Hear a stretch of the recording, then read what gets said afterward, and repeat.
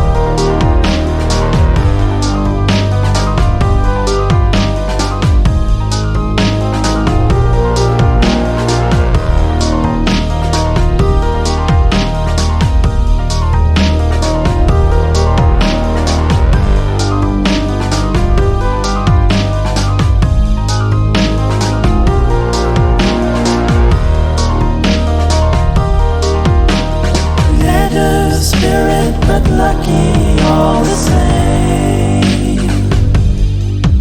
Sweet taste of vampires crumbling in the gloom. Napkin men with metal hearts around us, drawing nearer, bodies fill the room. Talking heads parade their faces every day, showing us the way to think and feel, helping us to understand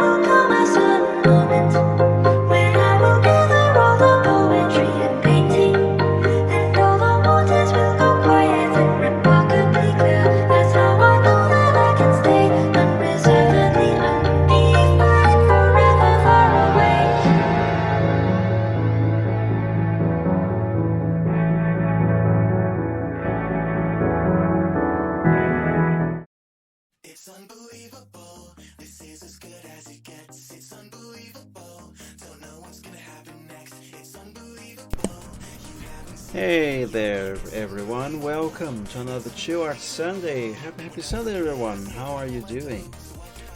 Today is the stream that happens on Sunday because it is Sunday. So let's Sunday up. Hi, everyone. How are you? Let's open the file here. Today I am going to be continuing the thing that I was working on last Sunday, and the Sunday before that, and the Sunday before that, and the one before that, because there was one Sunday that I could not stream art because my car broke down. So I have managed to finish all the line art for this picture on the last stream.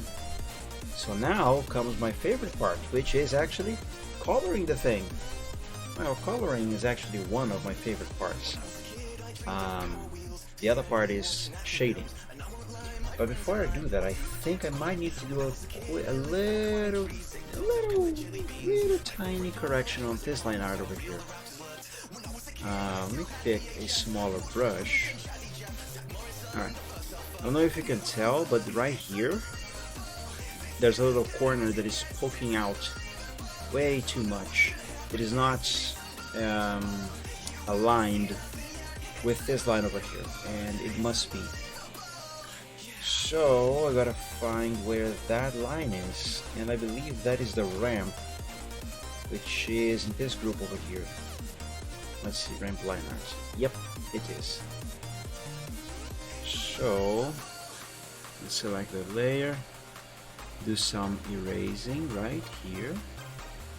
Alright, and if I recall correctly, there would be a kind of the same problem over here, but doesn't seem to be.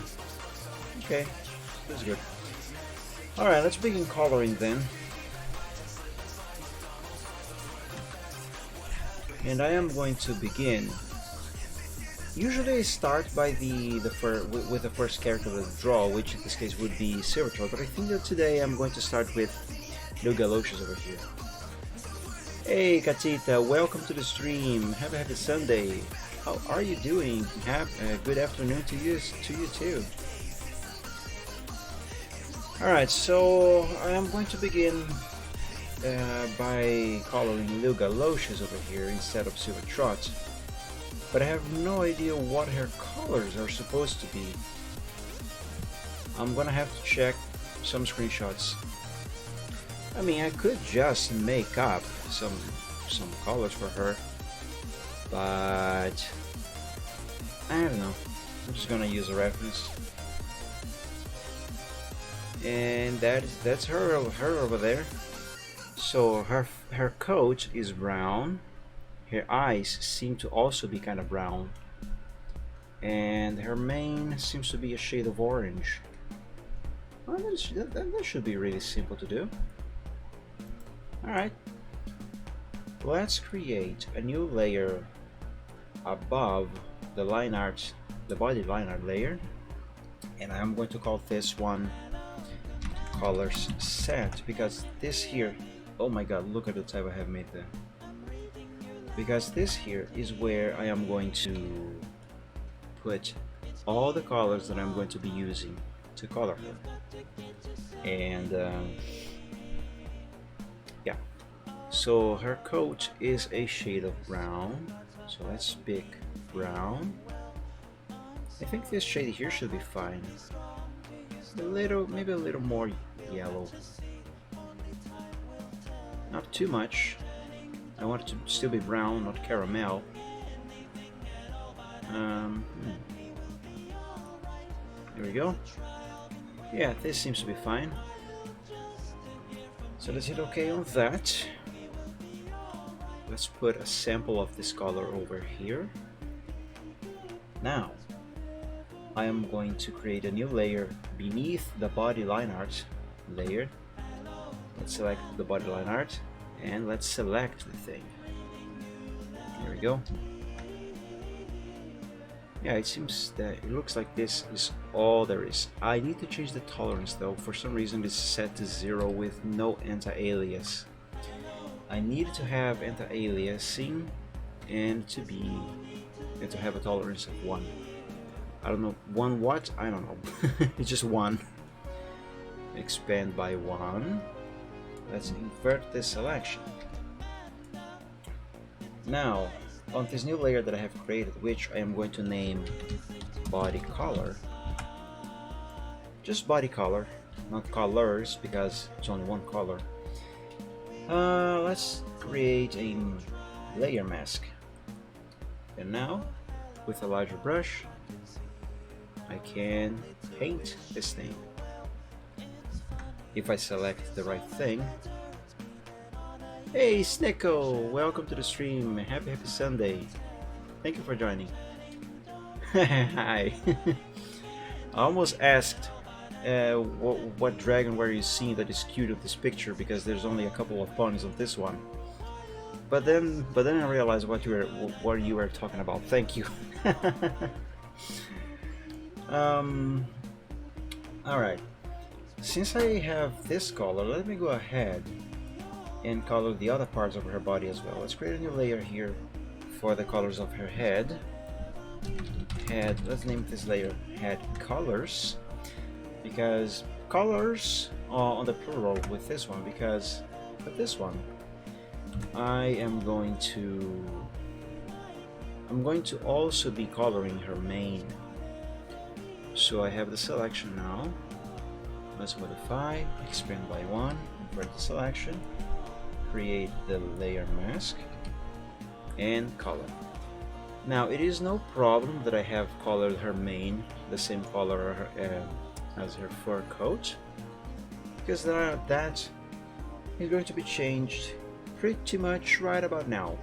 So her mane is a shade of I was going to say brown, but no, it's kind of orange. So let's base that shade of orange on this shade of brown here. Let's bring it more over to red, make it brighter. This shade is not good enough.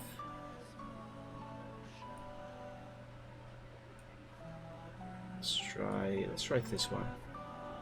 Yeah, this one should be fine.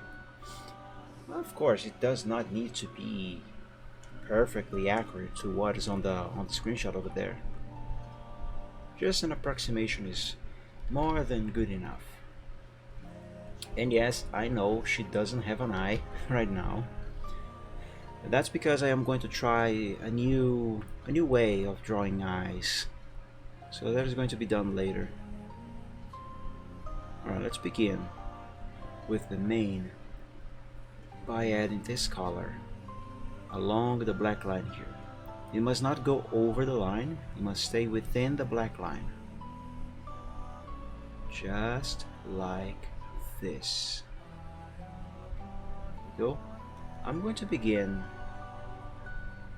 by drawing around, by coloring around the black line, the line art for the mane, before going to the middle over here, because then on the middle, once I have that area fulfilled with the color, then I can come over here and be more, more careless with the strokes.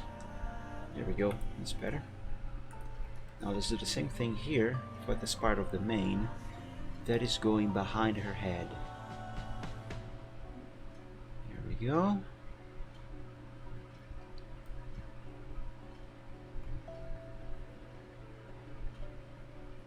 Personally, I am not very fond of this character's design. Why did I say like that? I don't know.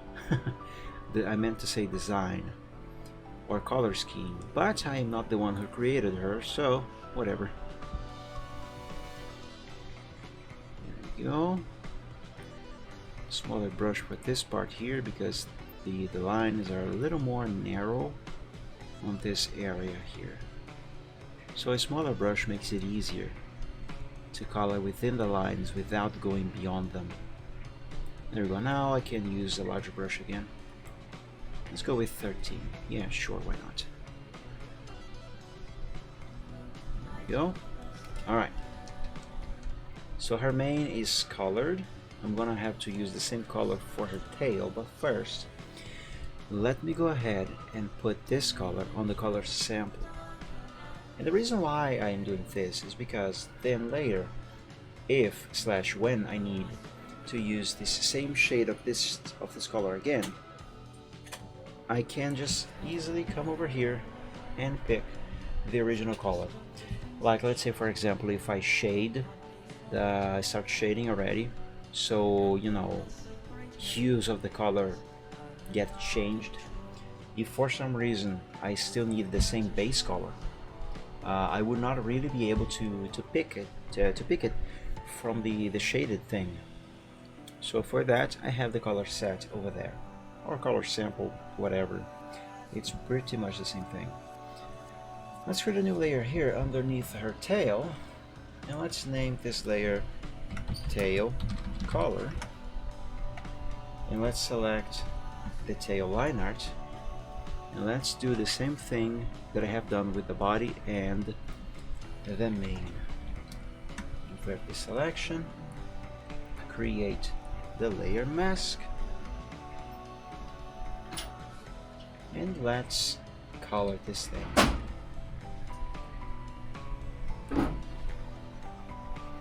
And yes, this here is supposed to have the same color as the mane. It is her tail after all. Now before excuse me, before I proceed any further, you might notice a trio of pixels over here, right here. They are orange. They are not supposed to be there. So I am actually making it worse. Let's correct this thing. There we go. This is what I call color leaking. And what is going on there is because the selection that I have made on the line art for the tail did not really select those particular pixels. Here's another example of that. The color that I have applied to the layer, it was also applied to outside the selection. So because of that, I manually have to come over to each and every corner like these and check if there is any color leaking, because if there is, even if it is just one single pixel, I just have to correct it. By no means I am a professional artist, I am not, far from it. But the little I know how to do, I like to have done it as well as I can possibly make it. And it's not even necessarily that I am a perfectionist, but come on, if I am going to do something, might as well do it right? Alright. Okay, so that should be enough for those corrections. Let's color the other side of her body over there. That's gonna be left legs. So let's create a new layer. Let me turn on a light over here because it suddenly got very dark. Well, not suddenly. Well, kind of suddenly. It's just because my dad just closed the window, closed the blinds on the window, so he can take a nap. So, so it got a little darker in the room. Here we go. Now let us continue. I was gonna name the layer, right? So let's name this tail, not tail. Left legs color. And just like I have done with the other ones, I'm gonna do with this one. Modify, expand by 1, invert the selection, create the mask layer, and with a hard round brush, I am going to color this thing. That is the wrong color. There we go. Brown. There we go, there we go. Now a quick check for the corners to see if there's any colors leaking. There doesn't seem to be. Awesome. Alright. So, Leo Galosha's body is pretty much fully colored. I want to go ahead and see what I can do about the eyes. So let's hide this And let me create a new layer above your head layer. Oop, what have I done? I accidentally moved the visualization thingy. There we go, that's better. Okay, so you can see here, you can see the sketch showing there, and this is something that I was talking about on the last stream. The reason why I export the sketch from CorelDRAW instead of using the original. Because I have done that, I now have the sketch visible here on Photoshop on the same resolution as the line arts. And actually, if I hide this layer over here, you see it just disappears. And because of that, I can see where her eye is. And now I can easily draw on top of it.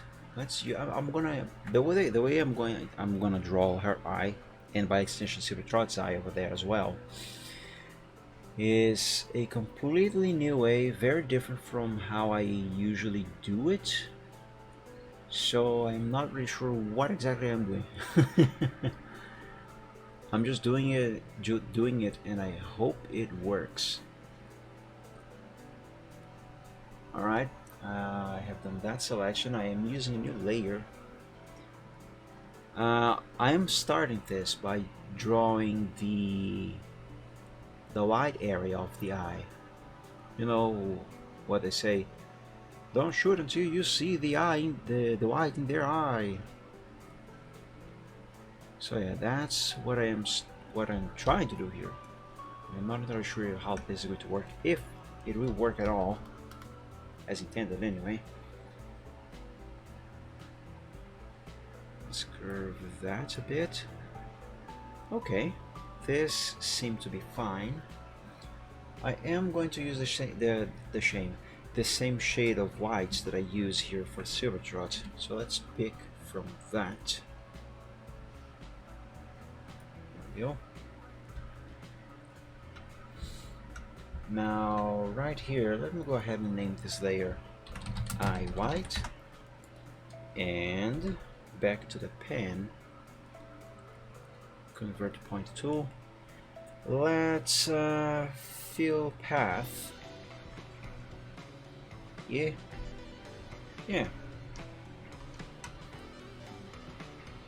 I guess that is fine. I'm not entirely sure if the thickness of the feather is correct though. Let me undo and check the thickness of the feather again. Actually, you know what? Let me go ahead and instead make a selection. Feather radius. What if I change this to 0? And let's do this. Okay, I think this is actually better. Alright. Now, you know what? I should create a new group for the eyes. Or just the eye, because there's only one showing here. Let's create a new layer above this one and hide what I have just done. And here, I'm going to use the ellipse selection. Let's do this thing here. Alright. So her eye is kind of brown, though a darker shade of brown than her coat. So I am going to use that as a base. Let's make this darker. It's kind of like a maroon actually. Alrighty.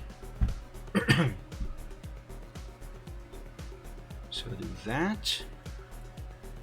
And now, just so I can actually see the sketch beneath it, I'm going to do that. Let's tilt this so it matches. Is this using Bicubic? Okay, it is using Bicubic Smoother.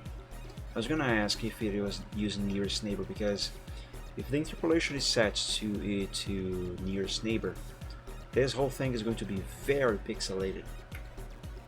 and that's just not good. Alright, right about here should be alright. Okay, let's apply that. And it's no issue that, as you can see here, this brown thing that I have drawn is going over the area of the eye, because I'm going to erase that in a moment. For now, let's duplicate this layer, and this can be set back to 100%. Let's make it smaller, because this here is going to be her iris. Here we go. Alright, a little larger. Yeah. Alright, this here should be fine. I gotta start naming these layers and set this back to 100%. And this here is going to be called pupil base. And this other one is going to be called iris base. Now you might be wondering, but Mike, you have just drawn two separate parts of an eye, but they all look the exact same. Well, yes, and that is why with the iris base layer selected, I am going to press Ctrl U and reduce the lightness. There we go. Now you can already start seeing what I am trying to accomplish over here. Let's use -80. Sure, why not? Actually, let's make this a little darker. Yeah, 85. Alright, 85 is fine. There we go. That looks really weird. As it is, this looks really, really weird. Okay, now I am seeing a little bit of the white over there. I think that can stay there, no problem. And let's make these invisible. Excuse me. Now over here, here's what I'm going to do. I am going to pick a pure white shade of white, a hard soft brush. Now let's try size 30. A little larger, 35. Let's go with 40. Yes, 40. I'm going to start giving this eye some life, make it look more alive. So let's plop a white circle right here, and with a much smaller, I was going to say a much smaller browser for some reason, but with a much smaller brush, 50 should be fine. Another one right about here, and I'm going to call this layer light reflections. There we go. Now let's make these visible again. And see, even though this eye looks very weird as it is, it already looks like an eye. Okay, that looks really strange. Now I need to select the eye white. Let's invert the selection, switch to the eraser. Now I'm going to need a larger brush. Now I just gotta erase outside of this selection. Just like this.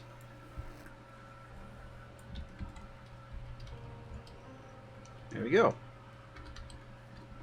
I might need to move these here layers just by about one single pixel, just one pixel. That was two pictures. Two pictures. That was 2 pixels, but that works actually. Oh, there we go. I don't know. I'm not sure how this is going to work out when I start shading, but so far it is working far better than the way I usually draw eyes. So that is great. So that is it for Lil Galoshes for now. Let's move on to Silvertrot over here. I should name this group first. Hi. Yo. Save. Always remember to save your progress.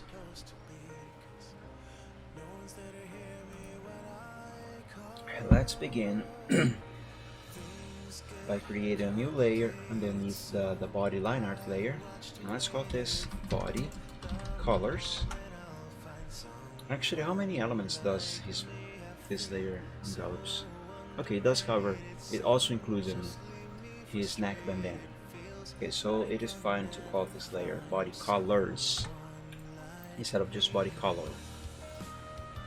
Alright, so that is selected. Let's modify, expand by 1, invert the selection, and create a mask layer right there. Now, Silvertrot, his fur is not white. His fur is a very light shade of gray. This one specifically. So let's use that and color his body. But Mike, you are also coloring his neck bandana the same color as his body. Isn't his bandana supposed to be red? Yes, it is actually, as a matter of fact. And that is exactly what I'm going to do next. Let's pick this shade of red over there, a smaller brush, and just like I have done with Lil Galoshes' mane, I'm gonna go over here and color around the line art, carefully not to leak any red into the light gray coloring of his body. There we go.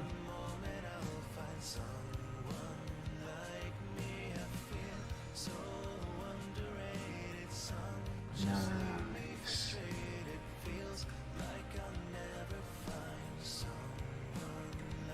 I gotta say, drawing even though I like working with vectors, drawing the line arts on CorelDRAW is by far not my favorite part of doing art.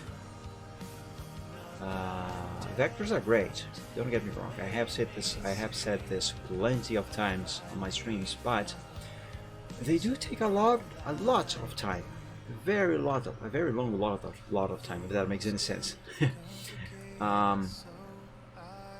But my actual favorite part of doing any art is the coloring process and later on the shading. I don't know, maybe it's because this is the most relaxing part for me, or maybe it's just because it is closer to having the thing finished and I start getting that sense of accomplishment. I don't know. So that's his bandana. Alright. I might notice, if I hide this layer here, on the sketch, his cutie mark is right there. It kind of follows the shape of his leg, but if I have the colors on, there's no cutie mark there. Well, I'm not going to draw it, for one. I have drawn this one here many years ago, and every time I need to put the cutie mark on Silvertrot when I draw him in any pose or whatever, like here for example, I just pick the one that I have drawn, paste it over in the same picture, and then I just pretty much literally apply it to his flank. Kind of like a stamp. I'm not going to do that right now, however, but you will see what it is like and how I do it. It is actually very handy. Okay, so let's go over here to his head. Let's do the same coloring process. Let's name this here head. colors. Let's select his head. Select, modify, expand one, invert the selection, create the mask layer, and let's go.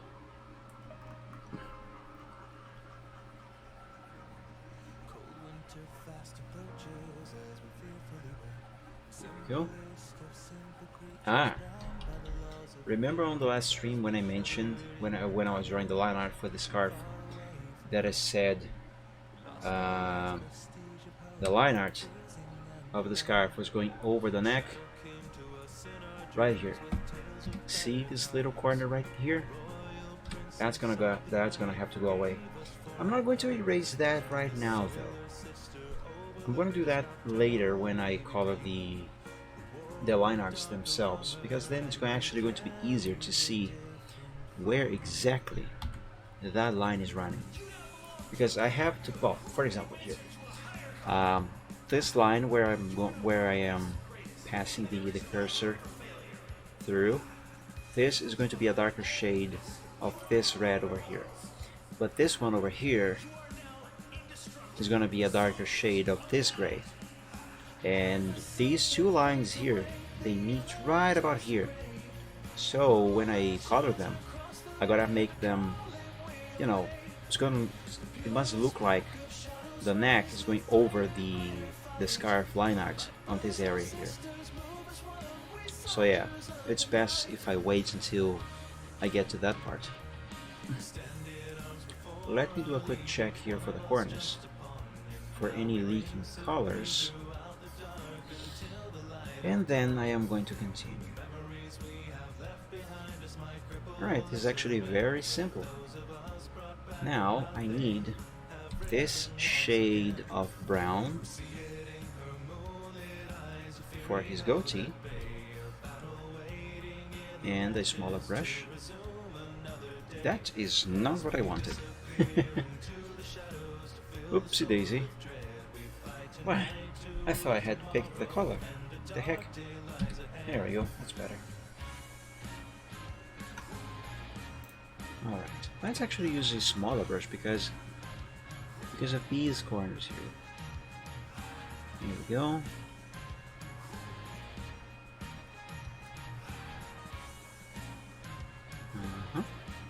Now once I'm done with these points, I'm gonna use a larger brush to color the rest. There we go. Brush 13.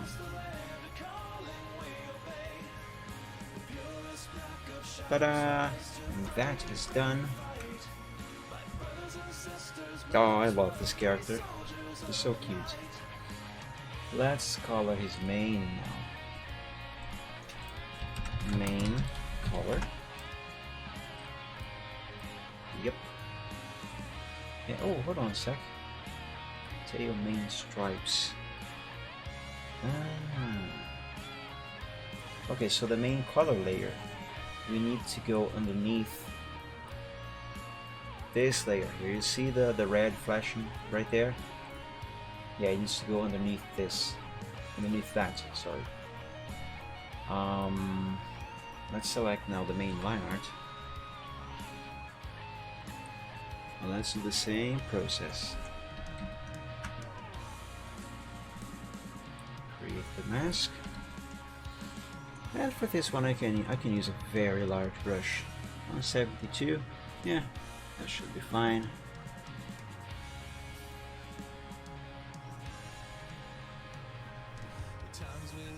There we go. I think I might need to check a couple corners on this one. Maybe. Like this one here, for example. Doesn't look like there's any colors leaking, but might as well be sure.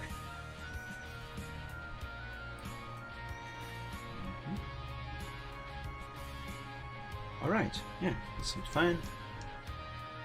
Let me color... Actually, yeah, let me go ahead and color his horn, and then I'm gonna go back to his mane. Also gotta color the tail, before I forget about that. Let's name this horn color.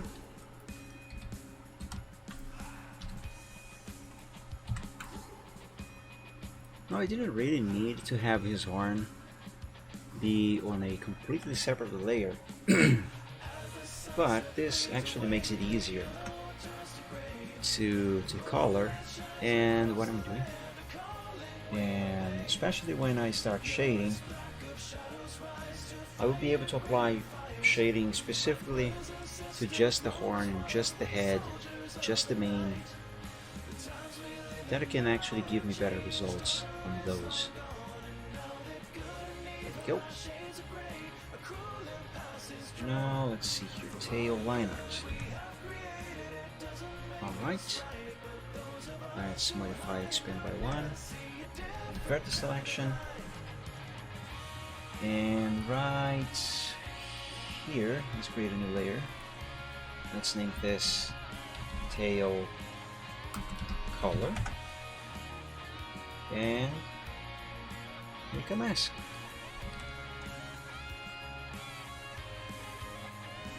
Oh no, that is the wrong color. But that was actually good because I saw there is some color leaking on a corner right there. Let's go ahead and fix that. Right now, brush number 3, right here. And hold on, I gotta select the right thing first. There we go. Let's check this tail back here. There's some back here as well. Right in this corner. And very possibly this corner here as well. Okie dokie. So that is done. Yeah, look at this little cutie. Now, here comes the other fun part. You see those red stripes? Well, they are not supposed to be red. They're supposed to be this lighter shade of brown right here. Let's pick a lighter brush. Actually, this can be much larger. A little much larger. That is not really a sentence, but it works. Brush 200. And there we go. Is this the right layer that I want? Yes, it is. That actually doesn't look bad. But now it is going to look much better. Now if I lock the layer, I can easily just run this brush over all of this red, and it is going to be converted into this shade of brown. And there we go. Now that's my silver shot. Let me save. Let's draw his eye now.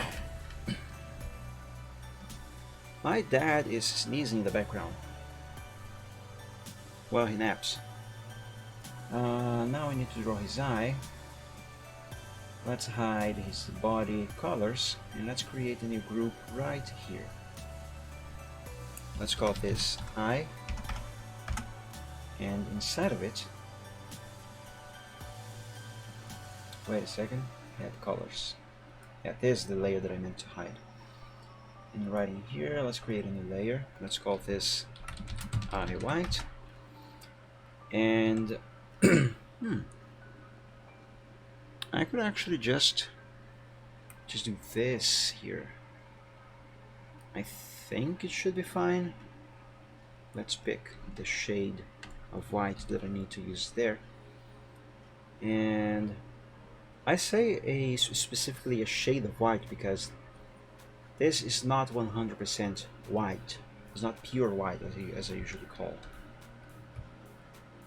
It is actually just darker enough that it is not exactly white, if that makes any sense. Alright, let's tilt this.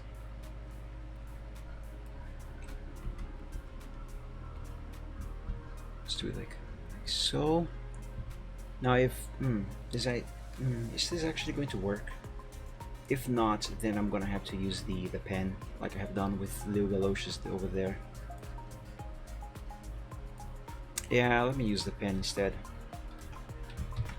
Let's delete that. Grab the pen.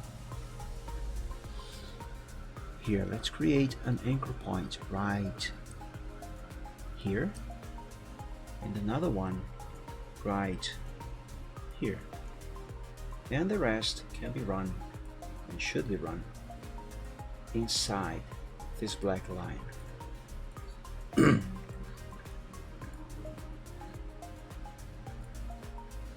we go. Now this one can go straight to that one. And now let's make this round. Let's give it a shape. Over there. Let's bring it over here. What is that noise outside?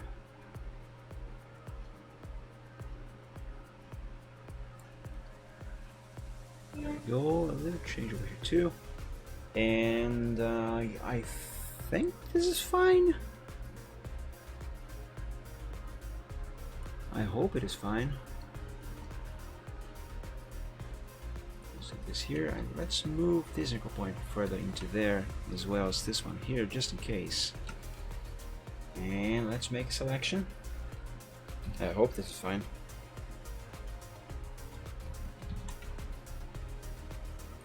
Let's give this 100% opacity again. Okay, yes, I think this works. Let's change the opacity to 50% so I can see what I am doing. Let's close that notification and let's draw his iris. Chev, welcome to the stream. Happy Sunday.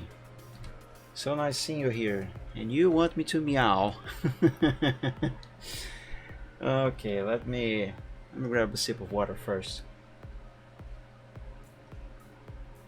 I should start considering raising the price of the Dragons Are Giant Lizards with cat software, because I've been asked to meow way too frequently now. Yeah, it's fine. It's fun. It's for the giggles.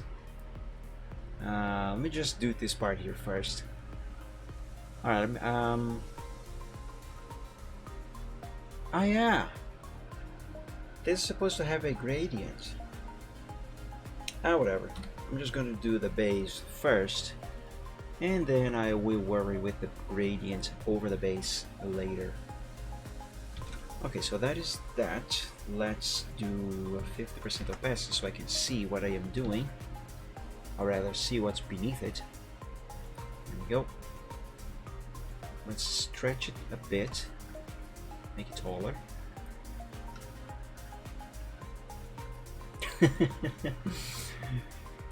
Well, yeah, Katita, it sounds like you guys like to hear me meow.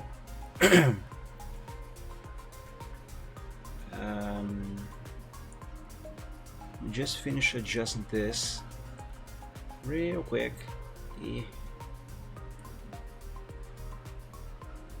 Okay, this should be fine.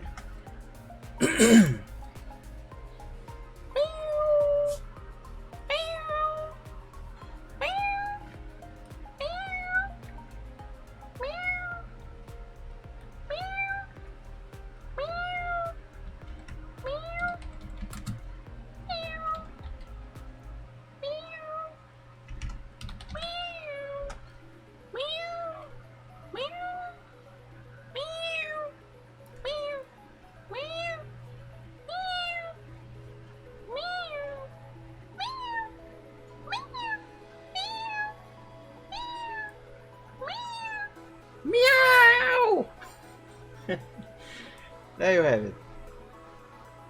Some meows. Alrighty, let's duplicate this layer. Let's rename it to Iris Base. And the one beneath it can be switched back to 100% opacity, but hidden for now. And right now I am doing the exact same thing I have done with Lugalosha's eye over there. You came here just for that? Yeah, that's alright. Alright, thank you, Chav. Enjoy your meal. Have a great Sunday, my friend. See you soon. What was I gonna do? Alright, I was working on this thing here. Let's make this 100% opacity again. Oh, but Mike, we can see the thing! Well, and here comes the lightness again. Let me move this window over here first. Here we go. Yeah, 95. Minus 95, that is fine. Alright. Now, just like I have done with the Galoshes, let's hide these. Well, this one can be changed back to 100% opacity because I don't need the 50% anymore. What I do need is to create a new layer right here, and let's name this light reflexes. Reflexes. There you go. Pure white on the color selection, and how about the brush number 40? Actually, let's use a brush number 50 because Silvertrot is bigger than Milu Galoshes, therefore his eye is also bigger. There we go, like that there. And how about brush number 20? No, 20 is too small. Let's do 30. Bloomy, welcome to the stream. How are you doing? Happy Sunday, and thank you for joining. No, 30 is actually too big. Let's do 25. How are you doing, Bloomy? Alright. Right here. Yeah, right there should be fine. Now let's make everything visible again. Now, oh, Mark, his eye is weird. I know. That's because it's unfinished. Let's select just the eye white, you know, the layer. Wait, I forgot to do a Control A. There we go. Now invert the selection, pick the eraser. The eraser needs to be a much larger brush, not that large. Come on. There we go. Now just erase that and that.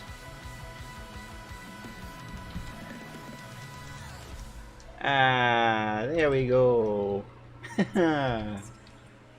Yes, this works. Although I do see a little bit of blue leaking right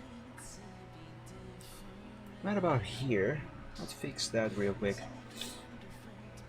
I am doing quite alright, thank you. Right here. Right there, yeah. Well, actually, you know what? Wait, no. Yeah, this is fine actually. Ah, yes, I'm happy with this. Let me save. There we go, that's it. Silvertrot is fully colored. Apart from his line art, of course. But before I move on to that, let's place his cutie mark on his flag. Let me copy this and hide. So I'm going to rename this cutie mark sample. Let's paste it over here. Now I don't necessarily need to see the cutie mark that I have drawn on his flank on the sketch, but just to make sure that I am placing this correctly, I am going to hide the body colors so I can see that. And here's how I, let's say, quote unquote, install the cutie mark on these Technicolor Magical Horses. I pick the original that I have drawn, change its size, and now I slowly position it where it is supposed to go. Well, first I gotta get the size correct. So it should be more or less about this size. And now let's tilt it more or less like this. Let me position the canvas in a way that I can see more of his body, so I can have a better reference for the perspective, because that's another thing, I gotta respect the perspective. Okay, let's put that there. Now, speaking of perspective, let's do this and some distortion, warping, and the warping is what is going to give the cutie mark the shape. After all, this is on a horse's flank, and as we all know, this area of the body is kind of, has curvature. So this needs to respect, obey, and follow such curvature. Maybe some skewing.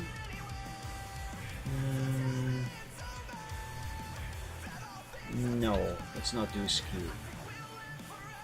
Let's do more distortion.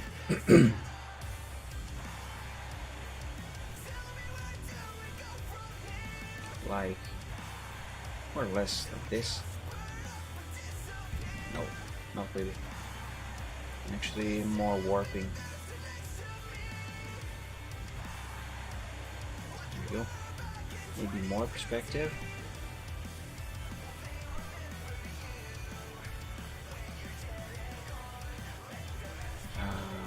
No. Zoom out a bit. Maybe free transform and a little bit more tilted.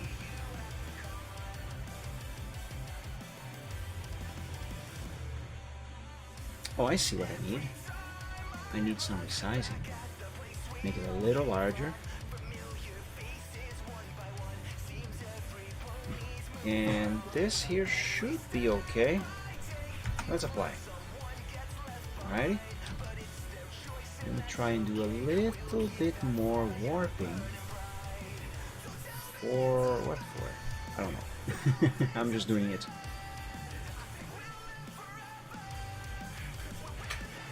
Actually, yeah, that should be fine.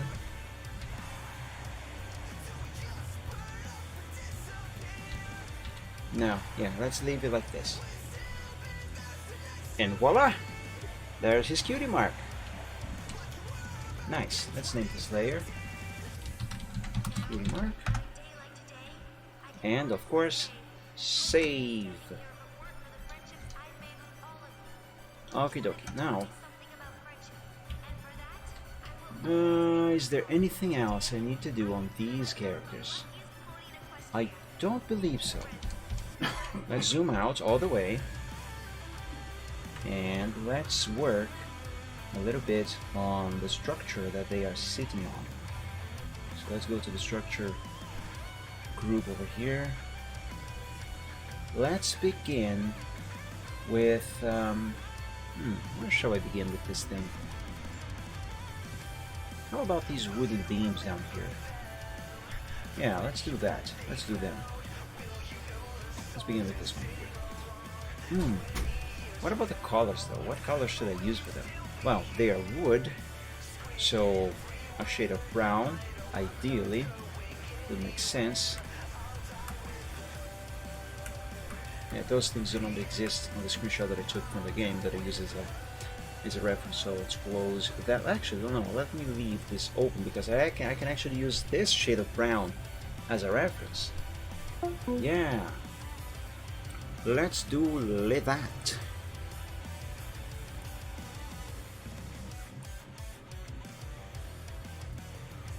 Let's give this a bit more yellow. Yes, this is fine. I guess, I'm not sure. Let's create a new layer here. Wooden beam color. Let's select that layer, modify, expand by 1, invert the selection, large brush, larger brush please, a little larger. Okay, that should be fine. Let's create a mask layer. That shade of brown is way too bright. I don't think I can even call this brown. It's more like caramel. Now this looks like the same shade I gave Lou Galoshes' fur. Let's make it darker. A bit darker.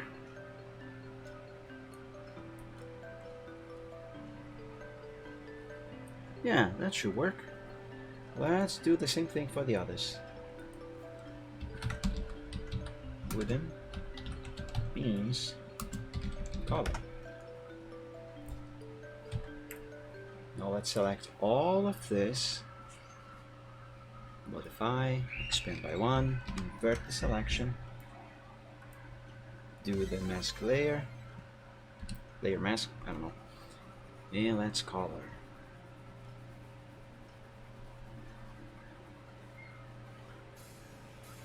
I forgot to select this section here. Dang it. Undo, undo, undo, undo everything actually. Select and select this here. Okay, now this is right.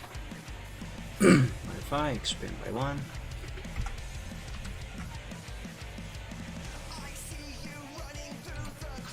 Now I can color.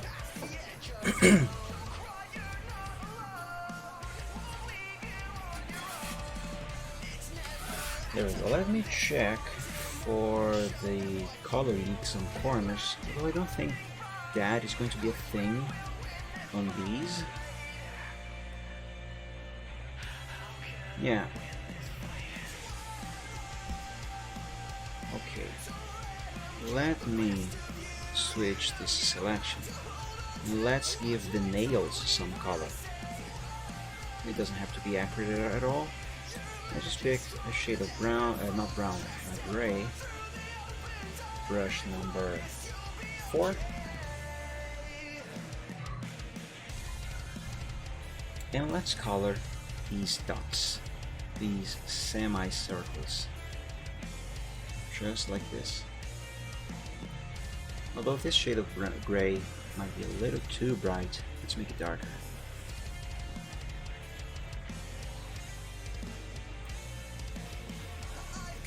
Go.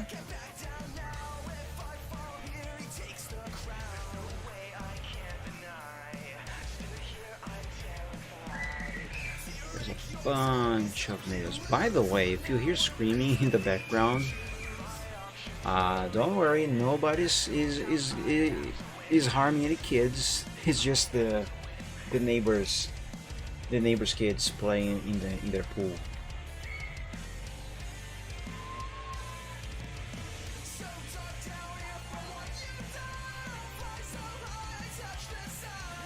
There we go.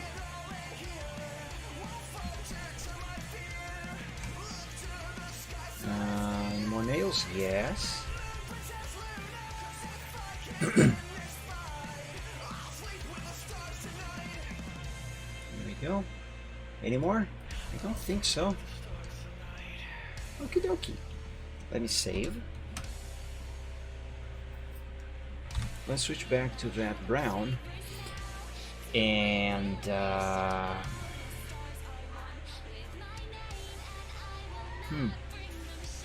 it just occurred to me.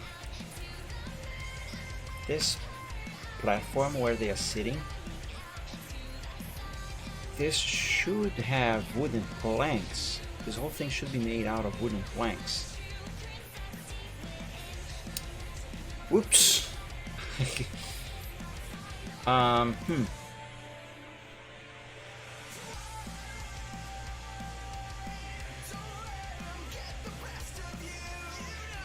Same thing for the ramp.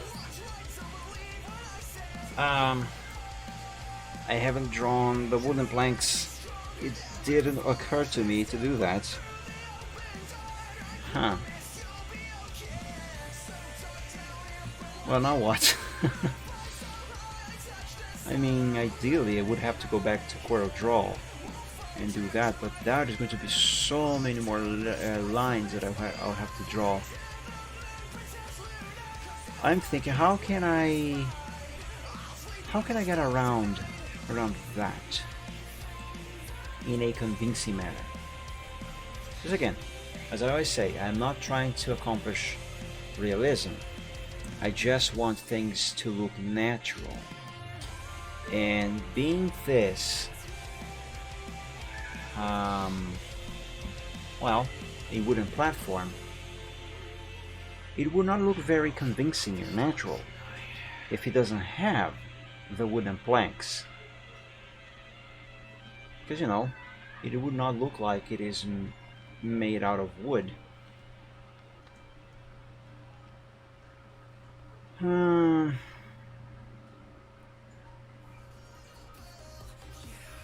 For now, I am just going to give it a flat brown color, kind of the same that I have given the beams down here.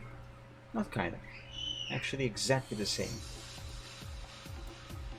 And I'll worry about the planks later. So let's name this platform color. Let's select, modify, expand by 1, invert the selection, make the layer mask, and use a very large brush. That is a very large brush actually, which is exactly what I want. Let's color it. There we go. Now let's do the ramp. Why are you taking some time to process that, computer? Let's name this ramp color and do the same selection thing. Expand by 1. Da-da-da. Now this brush does not need to be this large for this part here. Just 1000 should be more than enough. There we go. There we go. So that is fine. Next, let's do the lineup. Not the lineup. The door. Let's create a new layer. Door. You know what? I was gonna say I could do the color for the door itself and the color for the wall separately. So then maybe it can be easier for me to shade, but it would be a bit irrelevant because the line art for both is on the same layer. So let's do it like this. Door colors. Before I continue any further though, I need to use the bathroom. So if you guys would excuse me for a minute, I will be right back.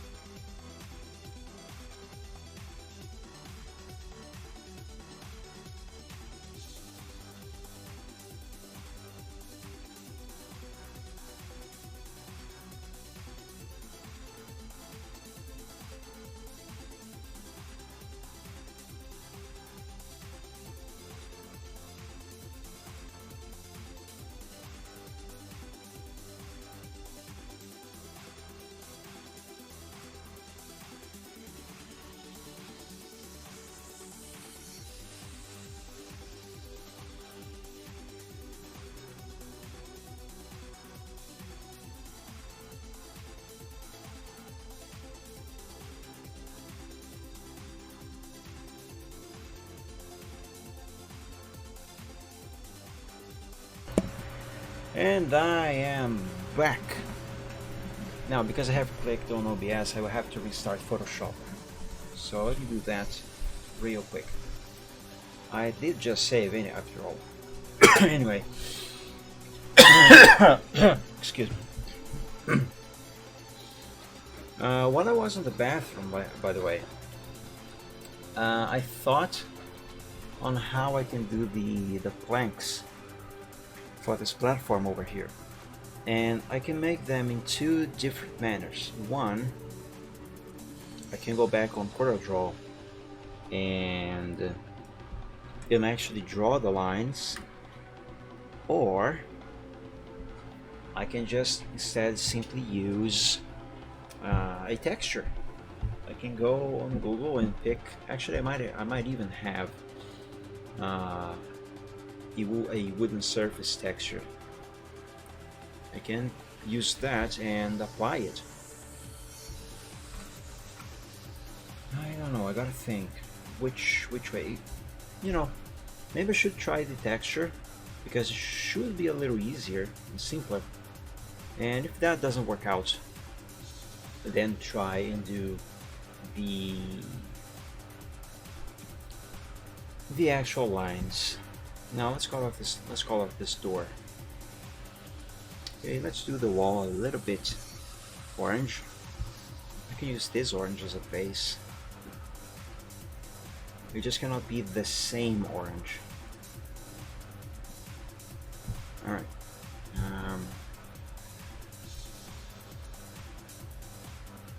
Let's do this. Oh no, everything is orange. Yes, everything's orange. Now, let's give the door its proper color. I'm going to do brown, obviously, but a different shade of brown than what is being used already.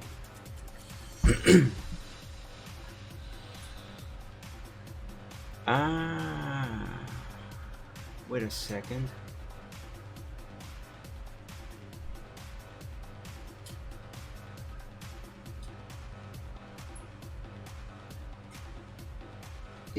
What if I select just the door layer itself, like this? Let's modify, expand by 1. Yeah, this should work. Maybe. Oh, that selection is very over there on the line. I know what I just said doesn't make sense, but see the selection line going right on the edge over there of the black line? I need that selection to be further, closer to the door. Let's actually not expand, let's contract? Yes, contract. Let's contract by 3 pixels. Let's do another 3 pixels. Okay, this here should be fine for what I want. And this here is what I want. Nice.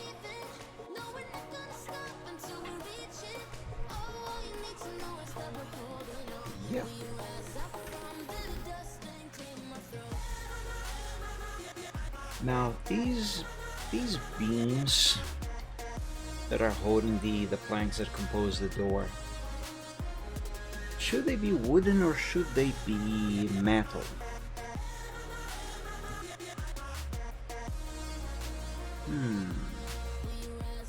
I mean, they could be wooden, just much darker, like in the game.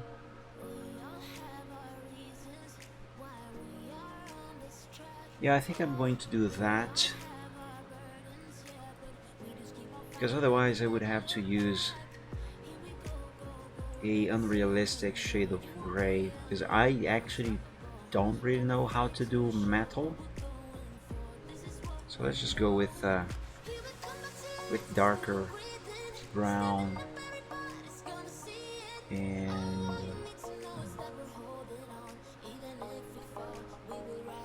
I'm going to select to make a new selection here. Let's unselect this and select these. Ooh, I don't think that was supposed to happen. There we go.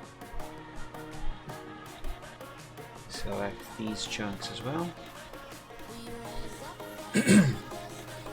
Perfect. Let's I think for this one I can use expand. Let's expand by 2 pixels. Yeah? Is that what I want? No. I mean, kind of. This is what I want. With the selection inverted.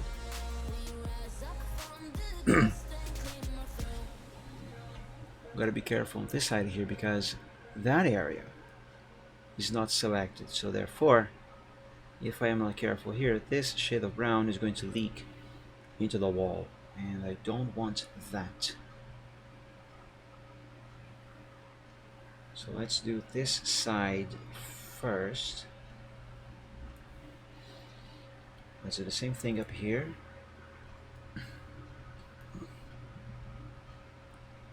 Oh, that went way too close to the wall.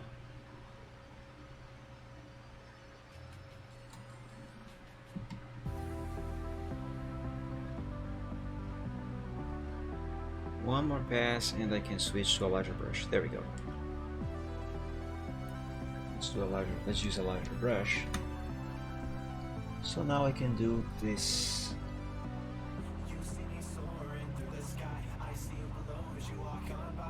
Oh, wait a second. I also gotta be careful with this side here. This area here, that is not selected.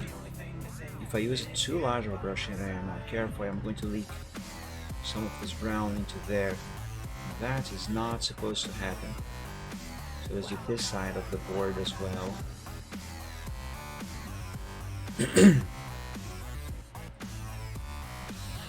There we go. Now I can be a little more careless about this. I say careless, but what I mean is just that I can be not as precise with the strokes of the brush. There we go. So that is good.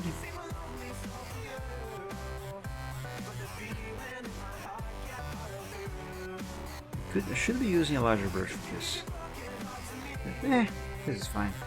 There we go. I'll come back to the nails later. Or will I? Nah, I'm gonna do the nails now. I could use the same shade of gray that I have used with the planks over here. But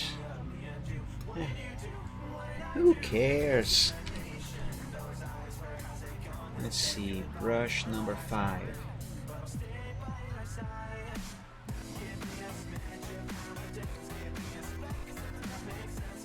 Yeah, I think this shade of gray is actually better for these nails at least than the shade that I have used for the wooden beams earlier.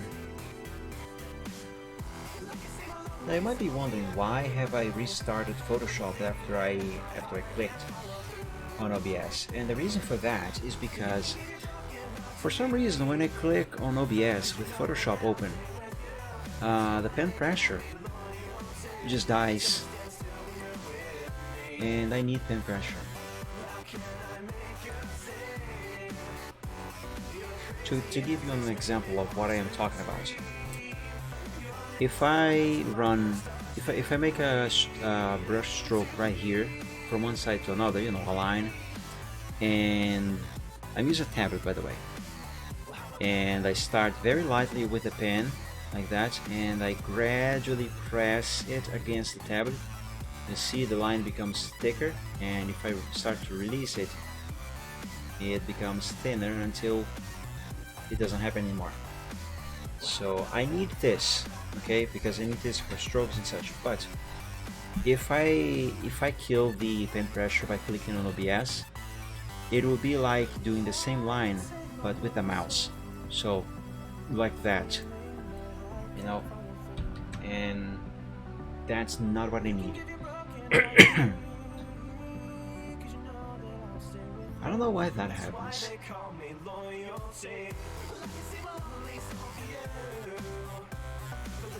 Go.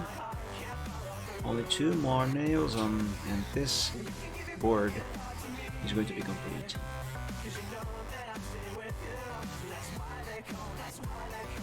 Now let's do the one above.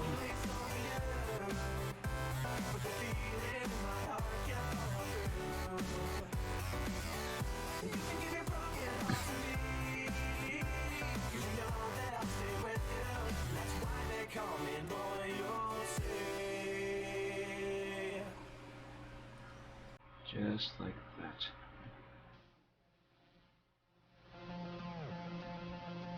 Also, the door frame it currently has the same color as the door itself. I need to change that before I forget. This song is not quite relaxing. Thank you, Brew. I'm going to remove this from the playlist. There we go. Good old days. Now that's a nice tune.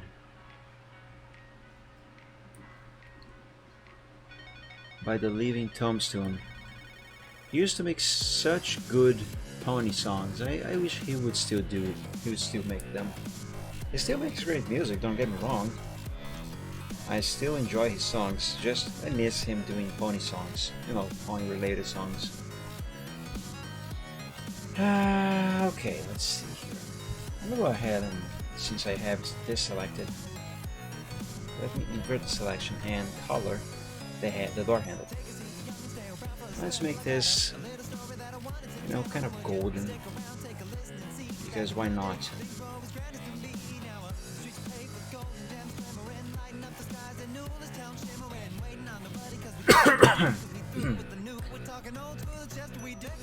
I selected the wrong thing. There we go, this is what I wanted.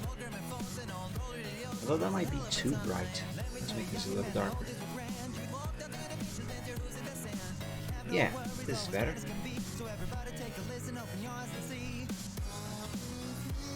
There we go. Oh yeah. And see this part here? I need to change that color. Now the good thing is that I have this whole section here selected, so it should be easier because I can do this. Just gotta be careful with the boards on the door.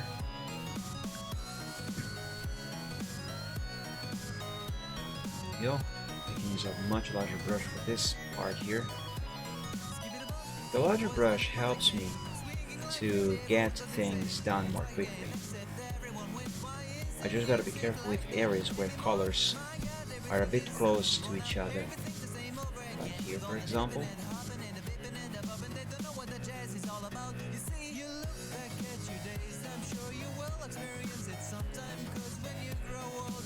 There we go. Now I think the door is fully painted. Yeah. Let's save. Now I just gotta do the wall. Wall color.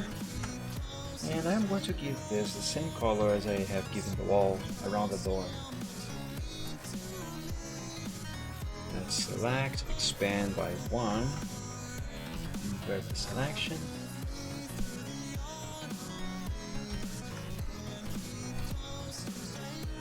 And I can use a very large brush.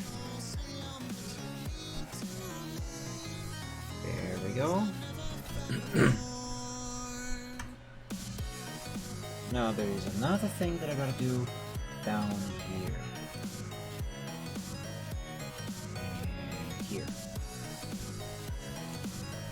What should I name this layer? This layer is also going to be a wall, but it's going to be the wall that shows down here. I'm gonna call this lower wall color. And for this, I don't have to be any precise with anything at all. I can just do this, like so. Yeah, there we go. Now, ground. This is important. This is going to be brown, because you know, dirt.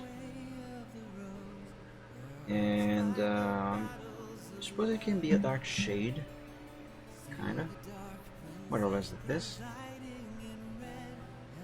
And let's use brush 19 so I can be more precise with the shape.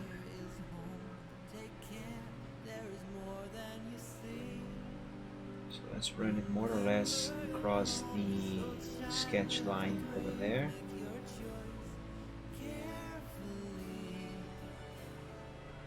There we go, like this. Let's hide the ramp color, and close this here.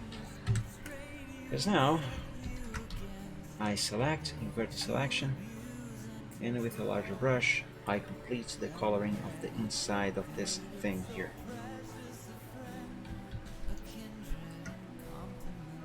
There we go. Yeah, this should be okay. There we have it. That's the structure. All the base colors are in place. Let me go ahead and do the basics for the background. I'm gonna do the sky last, I think.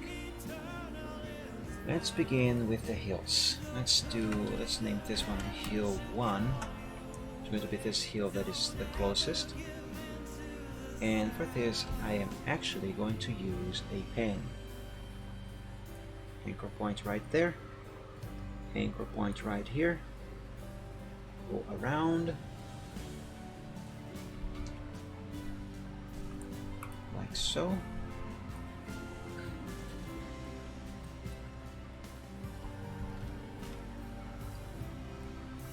And let's give this some curvature.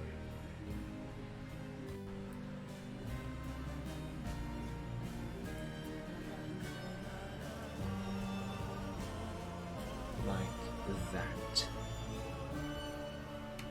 Yep. And let's change the shape a little, just a teeny tiny little bit more. Okay. Make selection.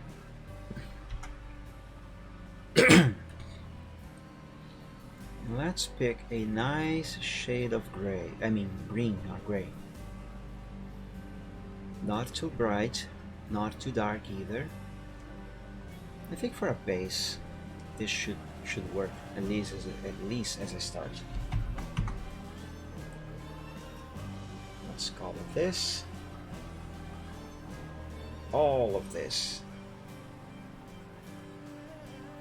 There we go. Is it me or there's a little hue of blue in this? No, it's just me. Let's give this a little more yellow. Yeah. Actually, here's what I'm going to do. Let me select that first shade of green. Because I can use that again for the hill that is farther away. Let's create a new layer here. Let's call this hue 2. Should be calling these hue base. Yeah, should include the base. There we go. And I'm going to do the same thing for this one here.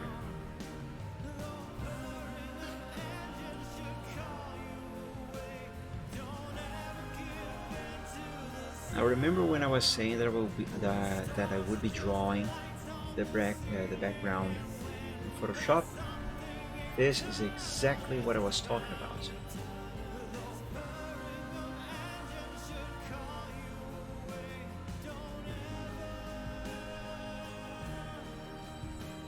There we go, that should be fine for the shape. Make the selection. Now let's use that other shade of green, just like that.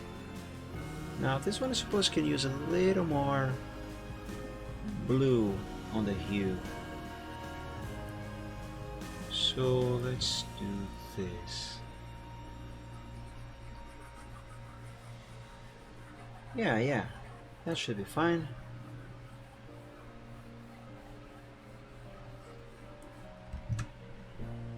Alright, let's make the hue number 3. Hue 3 base. Now the reason why I am calling these base is because that's the base color. That's pretty much it. But since I am going to apply some effects to these later, so probably might add another layer above them as well. So yeah, these are literally the base colors for the hills, and that's why I am calling these layers base.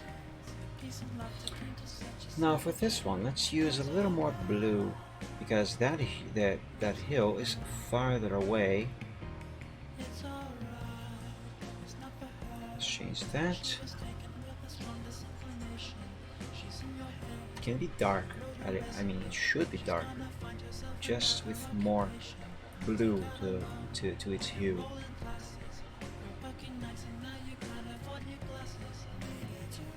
A little darker, perhaps.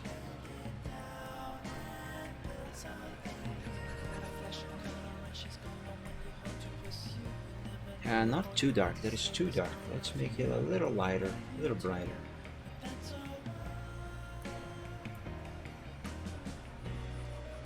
Yeah, that works. That is good. That is fine. Now, for the mountains, I have two options. I can hand draw them right now, or I can recycle the mountains from some past picture. Let me see if I have anything that would fit. Let me look into my own gallery over here.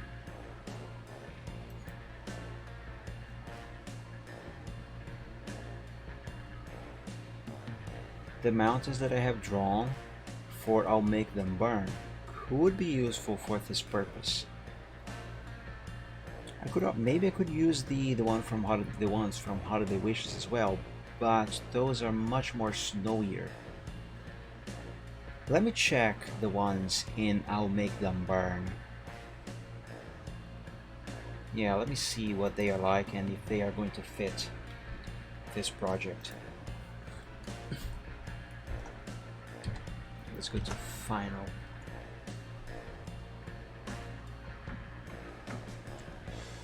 Let's see here, background. PG trees, clouds, mountains. Here they are. Let's duplicate this layer over to coloring alpha 0. Here they are. They came straight to where I wanted them to be. Well, kinda. actually need to be there. Oh, you know what? This might actually work. Let's flip horizontally.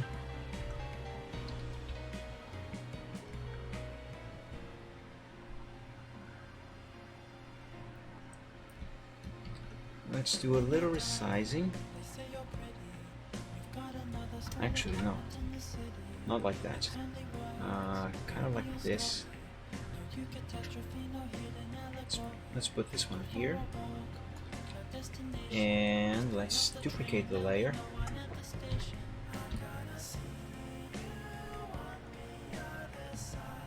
Actually, yeah, should be fine here.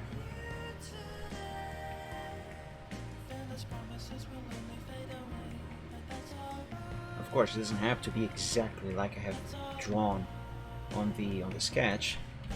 The sketch for these is more of a reference than anything. Flip horizontal. Let's see if this looks any better.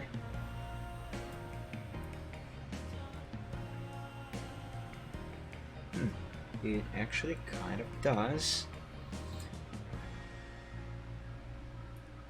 Now let's leave it like this.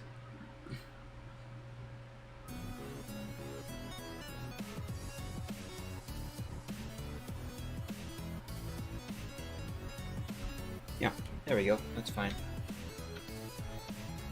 Let's call this layer Mountains 2 and the first one Mountains 1. Alright. And with that I can close this project. Alrighty, let's save.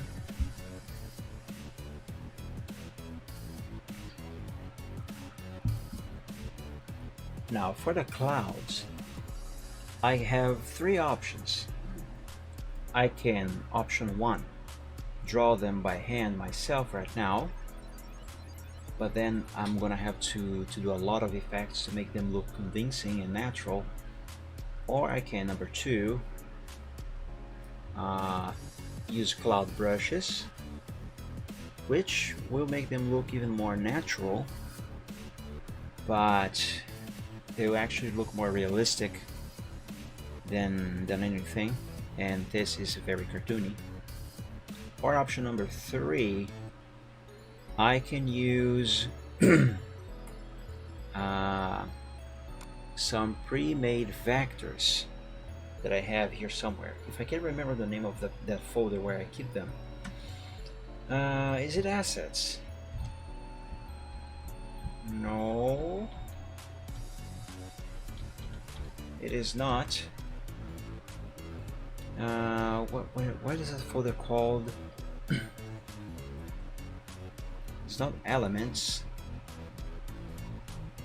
I can never remember the name of the folder where I keep the textures and element vectors and such. My memory says it is called assets, but it is not assets. Dang it. It is something very, very obvious too. I'm just gonna have to look folder by folder,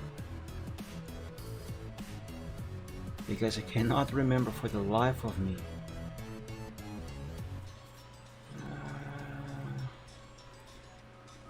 Miscalculation.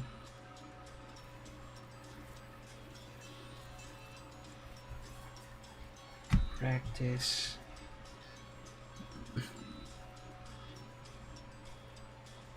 Serious Brock, Silvercraft, Spooky Night. Textures and assets. Textures and assets. I'm going to rename this thing. Assets and textures. There. Now, wanna bet the next time that I look for this folder, I'm not going to remember the name for the life of me either. I'm going to remember it as textures instead of assets. Oh god. Anyway, Clouds. Here's a couple clouds. Do I have any more clouds? I probably have.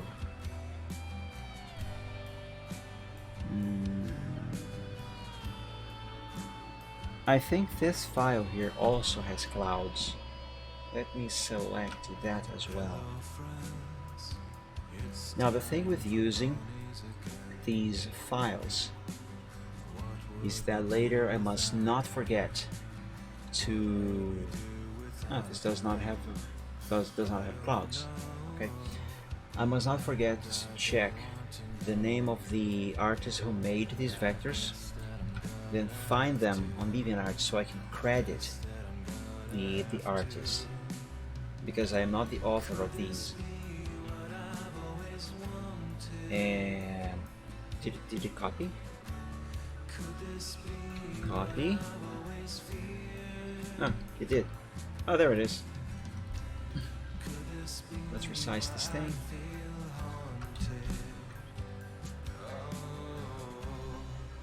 And I think I'm going to make a mix of these clouds with brush clouds.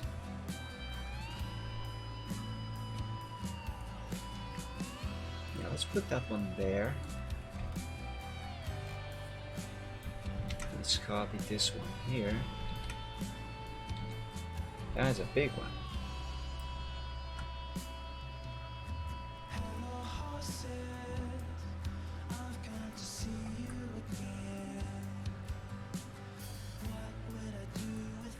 Let's stretch it a bit. Make it a little smaller. Let's put it over here. And let's make the first one also a little smaller. I could really use a third cloud design. I could swear I had a third one, or at least a file with different cloud designs that are free to use. By the way, another thing, these vectors that I am using, these are free to use so long as I credit the artist who made them. Ah, here's one. I'm gonna open a Corel Draw.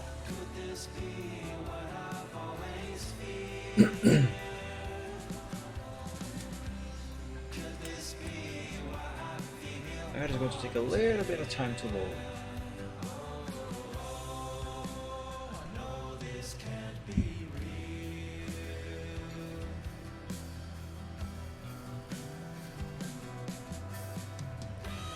Any day now for a draw.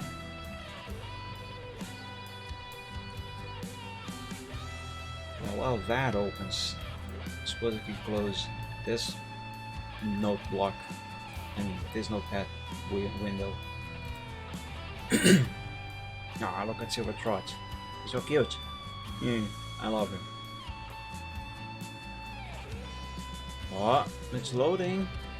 Or should I say it is slowing?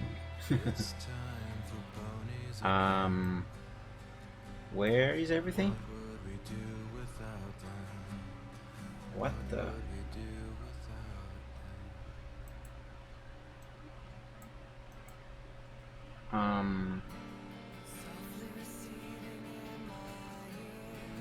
I think this is broken.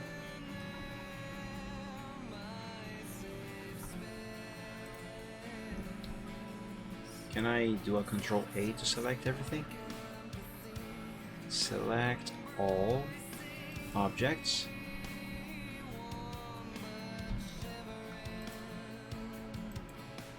Yep, this is broken. Great! Oh, wonderful. Well, that's useless. I'm gonna need a new vector for clouds. Let's see, MLP cloud vector.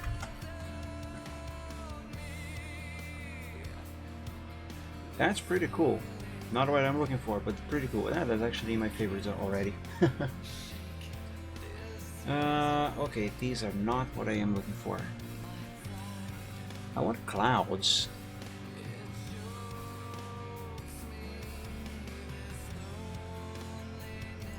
Maybe I should look for them on Google.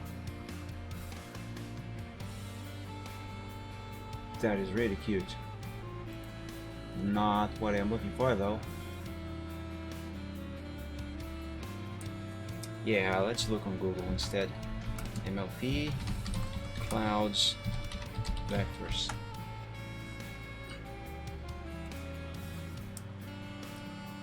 Ah, here's some more designs. Ah, look at this. Different designs. And also this one. Wait, this one is not on DeviantArt. Very many designs. Quite a bunch of designs in this one. Kind PNG. Is this one of those sites that takes stuff from art websites like DeviantArt and just re-uploads it as their own? I have a feeling it is. Kind PNG, never heard of this place.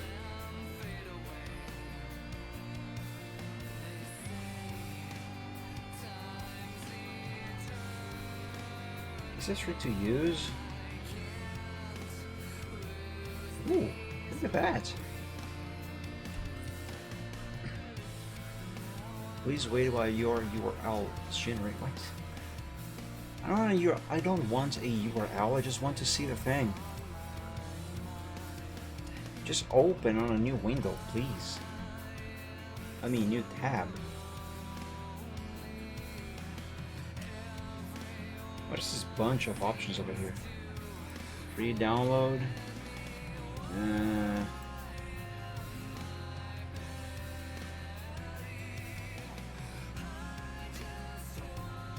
Nothing happened. Fine, then screw that. This is pretty. Not what I'm looking for though.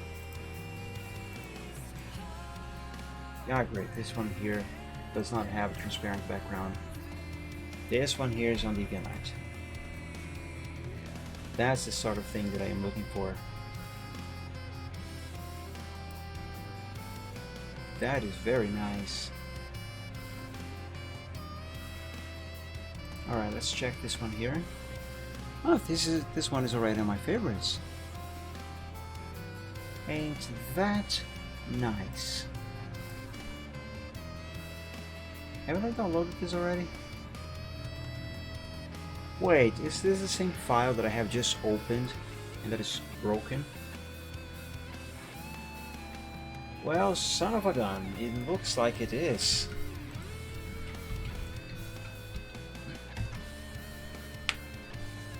Or not.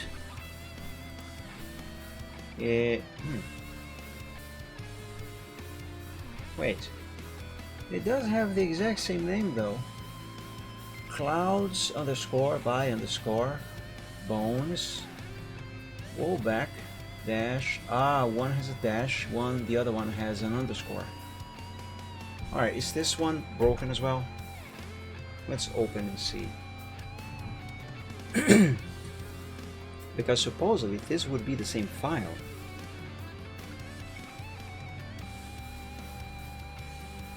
So far it looks different.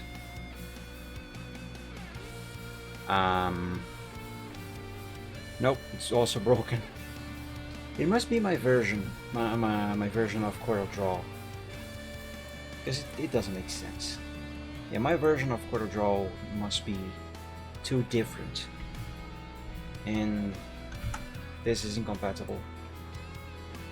AI PSD.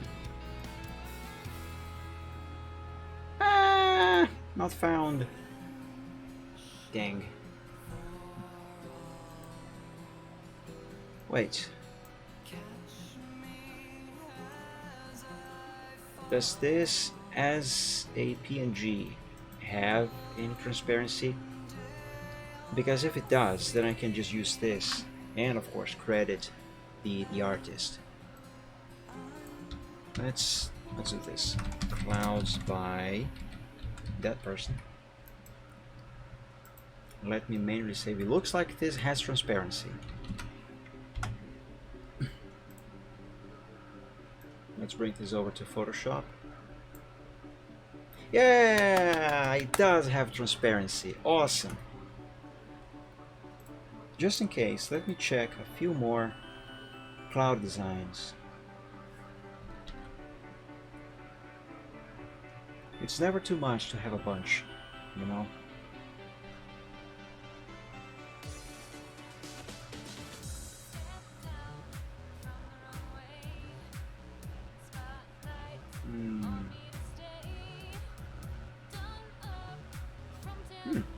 That's kind of neat. I would like preferably to get all of them from DeviantArt. That way it's actually easier for me to credit the artists later on.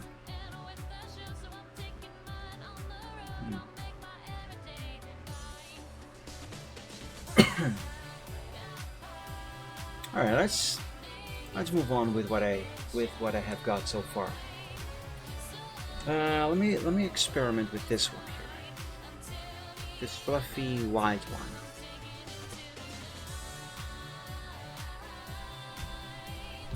Oh, leaving already, Snecko? I'm glad you have enjoyed. Thank you for joining.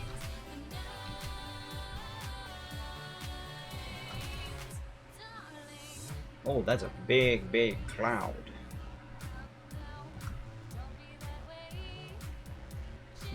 I think I can have it like about here more or less. Alright, tomorrow is Monday. Hey, no problem. You go and have a very good night of sleep and have a great week. Later, Snecko. Where can I put this cloud? Let me zoom in a little bit more. There we go. I want to stretch it.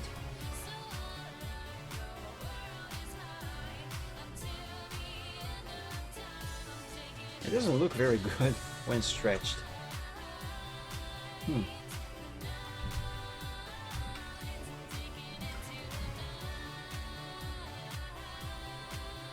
right, let's put it over here, kinda. Yeah, on the side. Let's see another cloud design. Let's try this one here. Since this one is long, it might fit for this part here.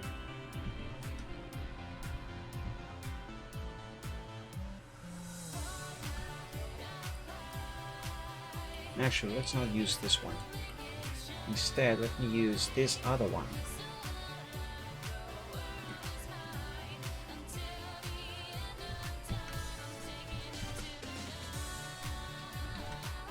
Let's resize it. And let's flip.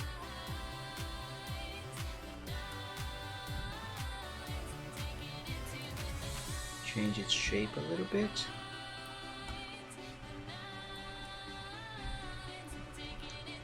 Okay, that works. Let's merge all of these cloud layers together so they are one layer, and let's name this clouds.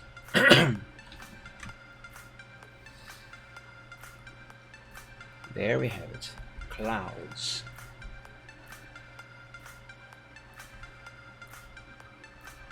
Now, what is that over there?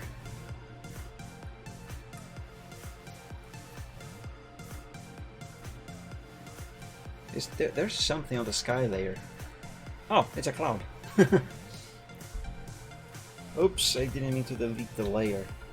I meant to delete what is in the layer. There we go, that's better.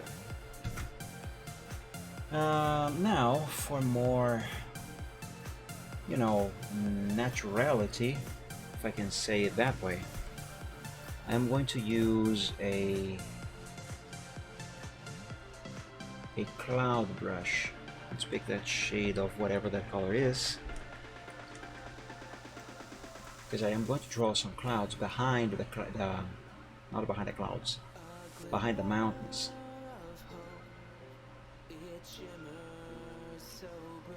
Let's see. Are these clouds? No, those are mountains. These are trees, those are streamers, those are flames, sparkles, whatever those are, shines I guess, trees. This looks like smoke. It is smoke. Oh, you know, this can be useful for fog. Ooh. That actually looks pretty nice. Good for making clouds too. Look at that!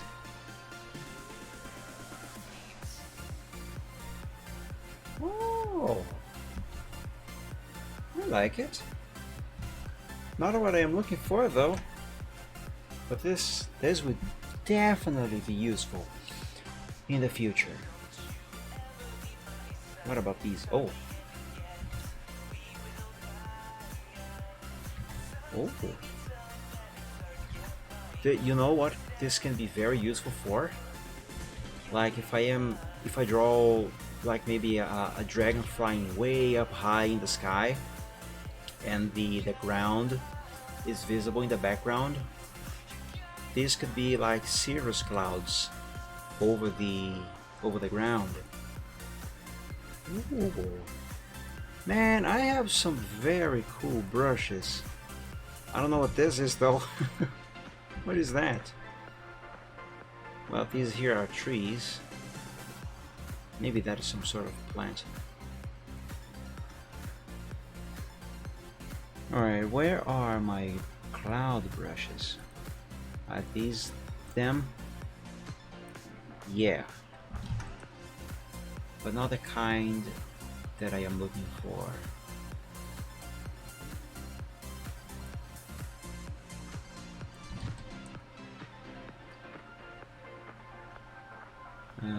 More flames,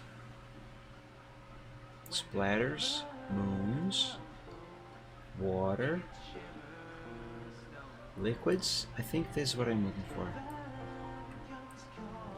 Very close to what I'm looking for. I think what I'm looking for is around here somewhere. Yes, I think this is it. One of these.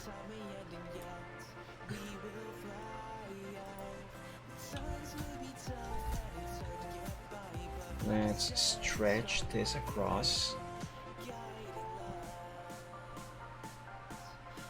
Oh no! No, no, no, no, no, no, no, no, no, no, no. That is pretty bad. I accidentally deleted the layer as well.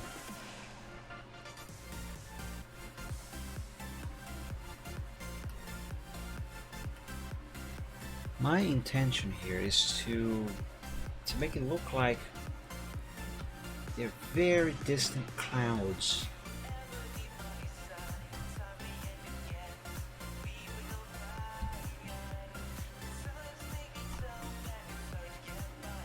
You know what might be the problem? I probably need these to be actually above the mountains layer.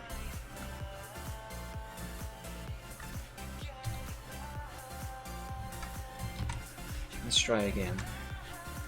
Oops.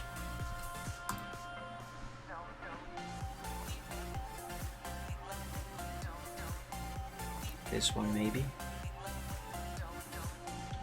Let's make it smaller.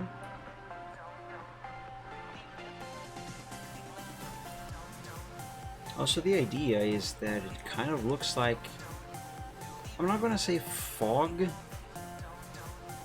but here, let me see if I can give you a better example. By finding this in real life. Distant mountains. There we go. Let me see if I can find something. Oh my god, look at these beauties.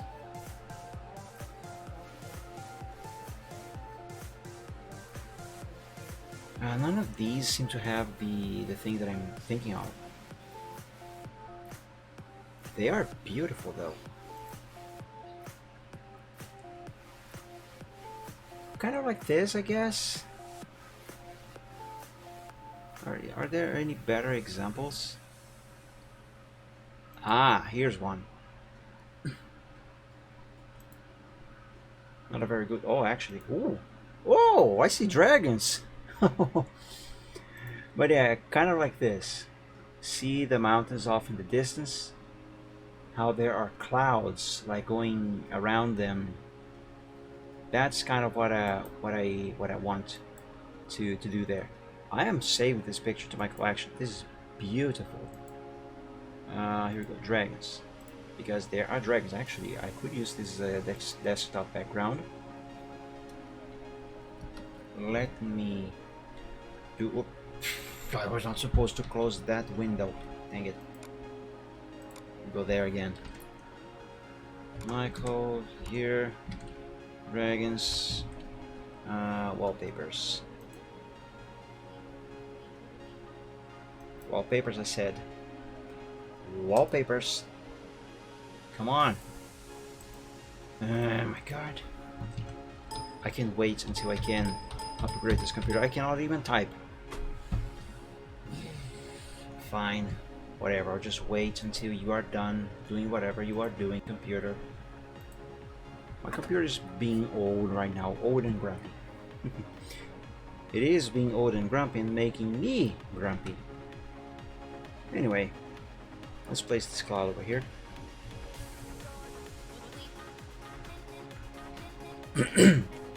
And let's try another one.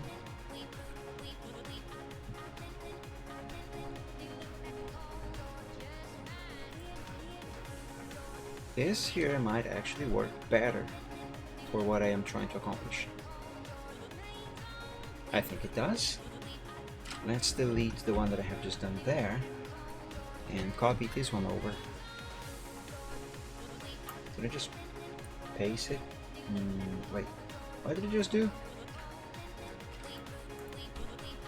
There we go.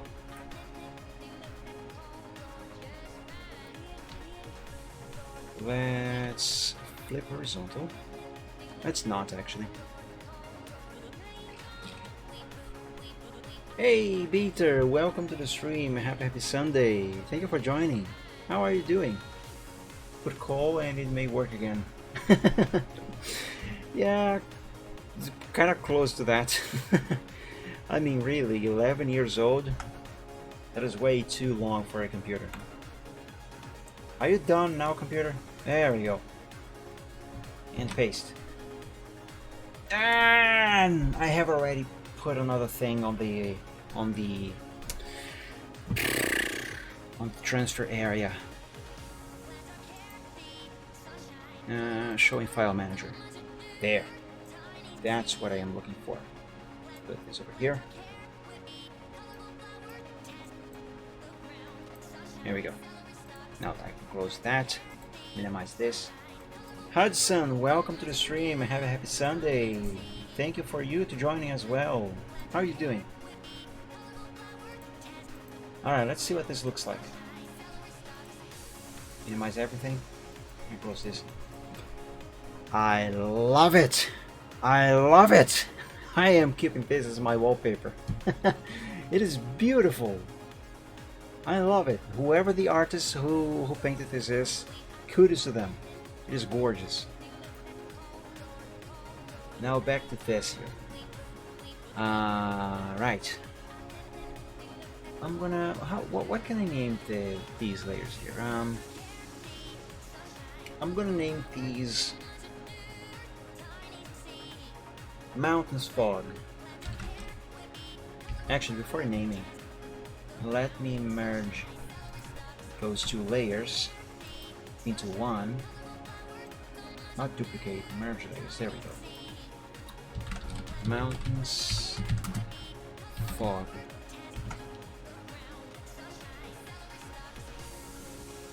All right, Peter. Have a good one. Thank you for stopping by. All right, mountains, fog. I kind of want to add some more farther into this. Actually, you know what I should do instead, or also add another layer of mountains even farther away to give, you know, a better sense of depth. I am going to do that. Let's go ahead, and I'm going to recycle more mountains, however, because believe me, draw out these mountains, I can do it, and the ones that I'm going to be using here, they have been drawn by myself. It's just that it takes a lot of time to draw them.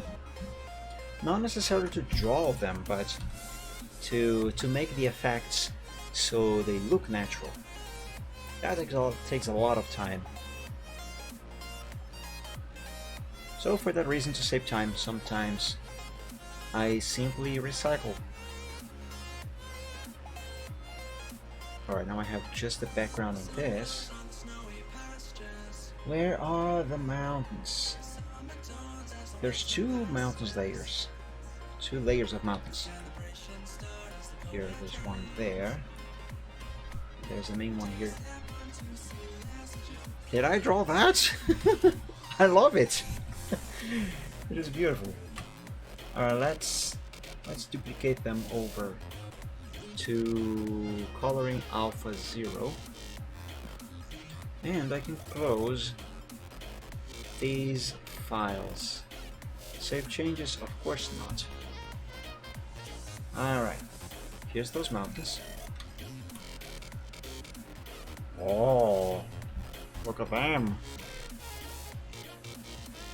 Let's have them be under the original mountains layers. And of course I'm gonna need to resize it.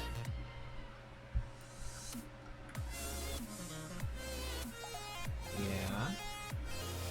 Stretch it across. Oh yeah. Oh yeah. And make them a little smaller. What if I flip?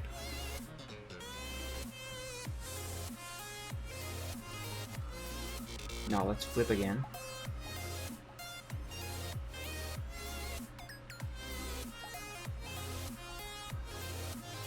Okay, yeah. Let's resize a bit more.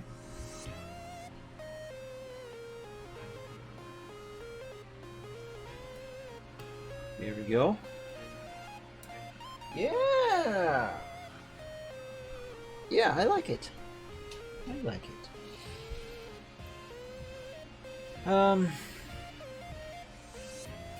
What about those the fog there? Maybe bring it a little lower. Or instead of having in front of the first mountains, let's have them between the mountains. Kind of like this, you know?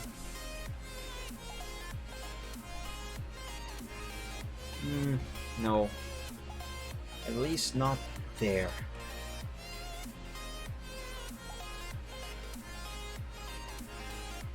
Yeah, no. Let's have them here. Here is fine for them. And mountains 3, let's name this one here, mountains 4. And these two should go together. Wait, what did I just do? I think I messed up something. Mountains 1. Yes, I did. Mountains 3 and mountains 4. Is this right? Yeah. Okay. So that is fine. So there's my mountains. And now I can finally draw the sky. Let's pick that for the gradient. And I think this shade of blue should be fine for the sky. Now for the other shade of blue, let's see this here. And let's do this, let's make this happen. Nice! Hey, look at that! That's the sky! With just the sky alone, this picture looks way better already. Nice, very nice. I like it. Alright, now I did say I wanted to add some trees to this background.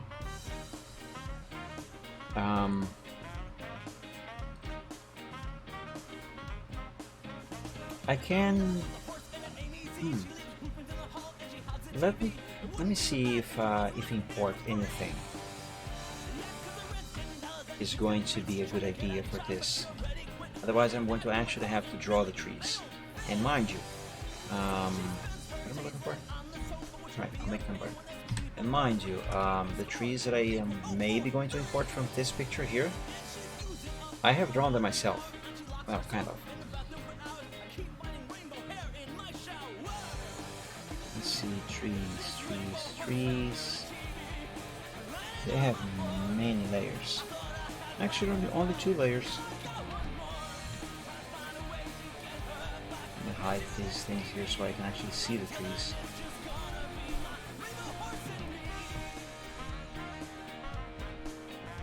Alright, those are the trees. They're very close by. Can be used, I think. Let's duplicate over to coloring alpha 0. Let's see what they are going to look like. Let's bring them over the hills. Over all of the hills. Like obviously I'm gonna need one closer by and some. Yeah, I could have some scattered around. Alright, here's what I'm gonna do. Let me create a new group inside the background group, and let's name this one trees. Now let's place the trees in there. For now I'm gonna have all the trees in this group, because then what I will do is I'll see if I can sort them out, sort of. Ooh, there's an extra mountain here that I could have imported. What is that? Oh, it's these.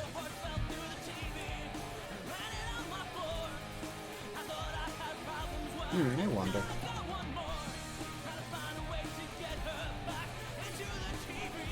Let's duplicate them over and see what that is going to look like.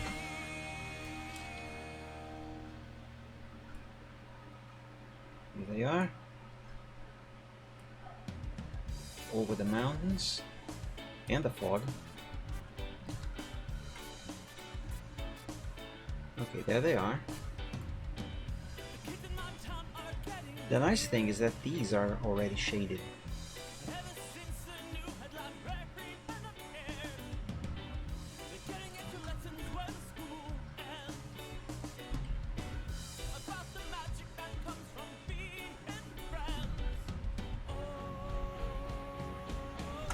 Let's see. I think I like it. I have just added even more depth to this background. Lovely. I need to rename these layers though. Let's name them Distant Hill 1. distant hill 2, and distant hill 3. Nice. Let's save. Let's look for some more trees, shall we? Let me go back here. Not here. Let me see my past drawings for anything that contains trees. I have already recycled trees from here. I cannot use the trees from this one because those are pine trees and they are covered in snow. Not from these here.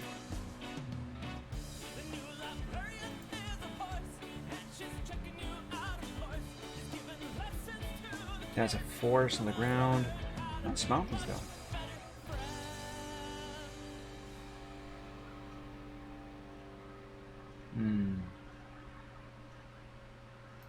No, I think that's about it actually.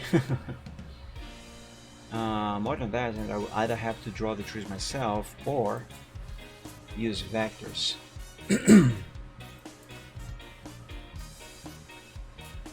Which I could and can and might.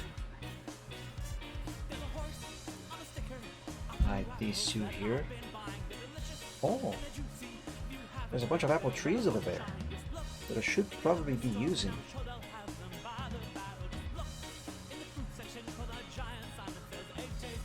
Yeah. Alright, let's try some of these. Let's begin with these bushes. Let's have a couple close by the structure. Let's see, heal base 1.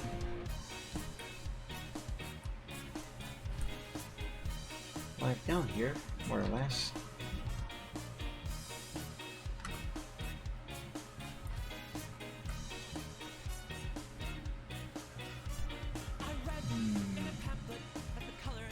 Skew.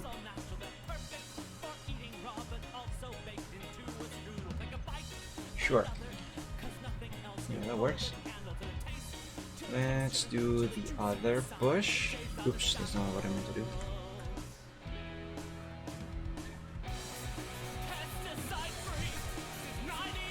One very important thing to remember is that I need to later, when I upload this, I need to credit all of the artists who made these vectors that I am using.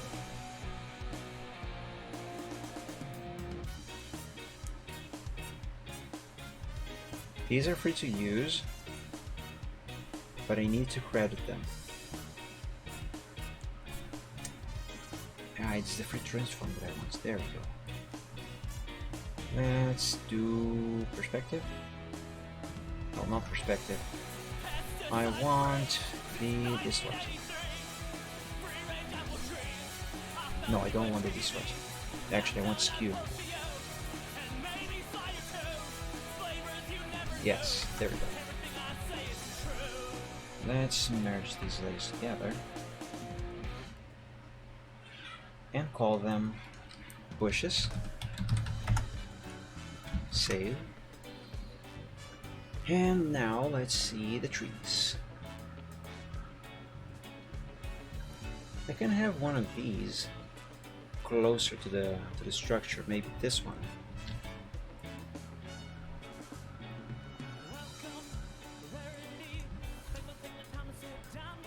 Let's see, paste. That's a big tree. Let's make it smaller. Like, you know, I could have be like on the side here, or actually I could have on the front, kind of. No.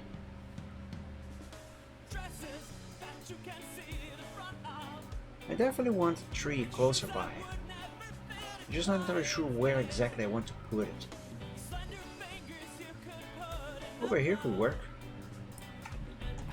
Ah, but Mike, that other tree is on top of it. I know. Let's hide the trees layer for now. And I suppose this tree could use some change on its colors. Not like that. Cancel. And let's try this again. You know, let's make the colors more vivid. Ooh. Ooh. Apart from the trunk, this looks pretty neat.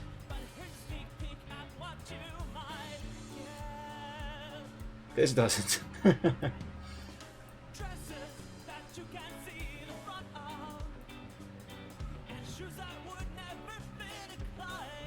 Let's increase the saturation. Yeah. I'm going to undo so we can compare. So this is what I have just done. This is the original. Okay, the leaves look much better, but the trunk does not.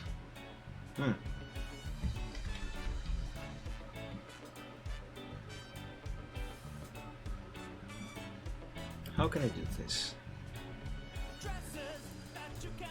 Well, ideally I would have to select just the leaves and have the trunk be separate. Fine, let's do that. I don't actually have to, it's just, it is going to look better. There's an anchor point right there. Anchor point right here.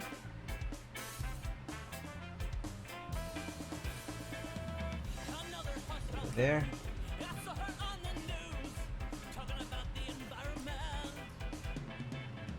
My idea is to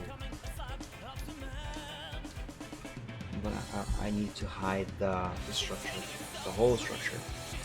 My idea is to have the leaves and that trunk be in completely separate layers now, so I can change the color and saturation on either of them separately for the most optimal looking tree. I want a tree that looks very alive, you know, very green. This one is fine, but it is too blue, if that makes any sense to you. Now I need this selection to be just perfect.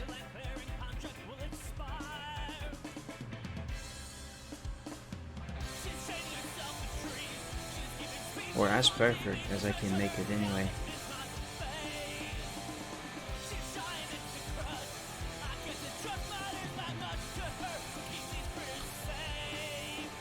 Okay. Let's do this side here. I only really need the selection to be encompassing the part where the trunk, the branches rather, meets the leaves.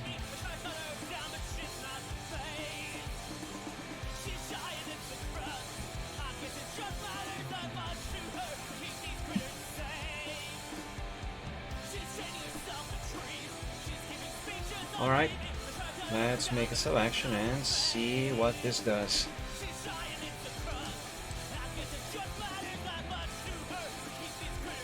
Alright, let's let's copy this and delete. Okay, let's not delete. Let's paste. Let's not paste. Shoot. Yeah. Delete. Paste over. Now I gotta find a way to paste this just right. And I just did it. Okay. Now I can change the hue of this one. Make it very green. Yes, that looks very nice actually. Okay, this is fine. Let's do the same thing with the trunk. Let's make it more brown, or a more vivid brown anyway.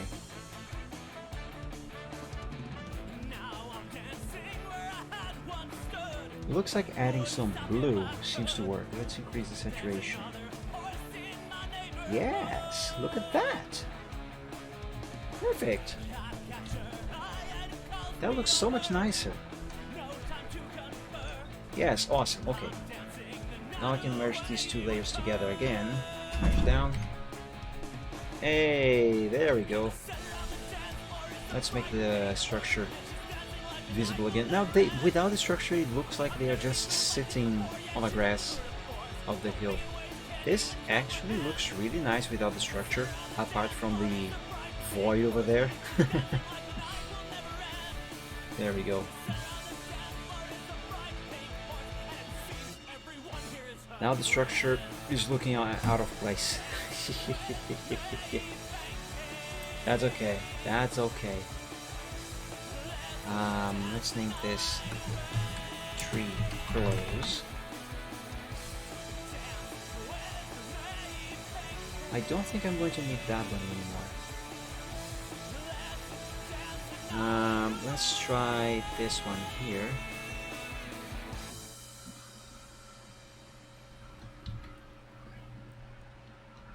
This one is going to be farther away. Let's flip it horizontally.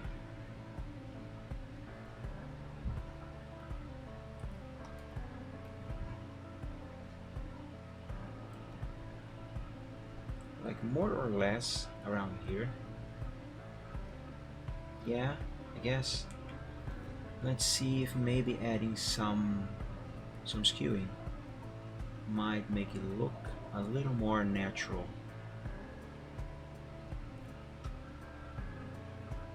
Maybe not.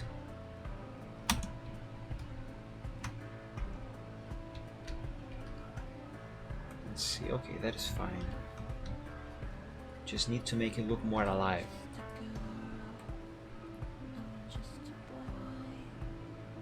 Now the trunk is purple. I don't need a purple trunk. That is a very good shade of brown on that trunk. The leaves, however, no. Am I gonna need to separate them layers as well?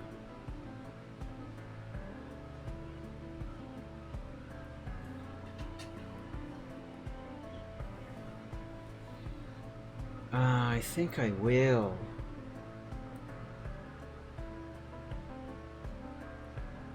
Unless I instead use colorize. Though I'm not sure what that is actually going to make. That actually pretty much colors the whole thing the same color. Well, isn't that just a pickle?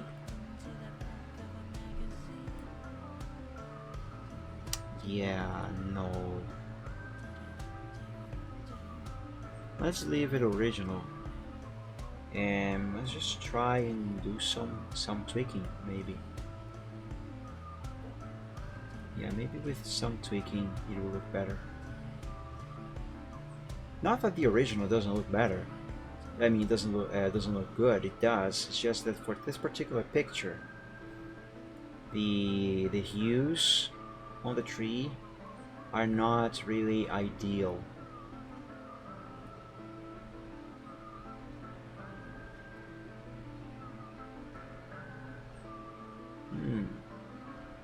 This might work. Let's run this 2 again.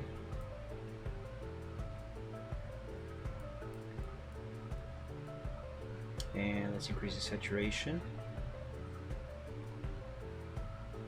Why are the leaves blue?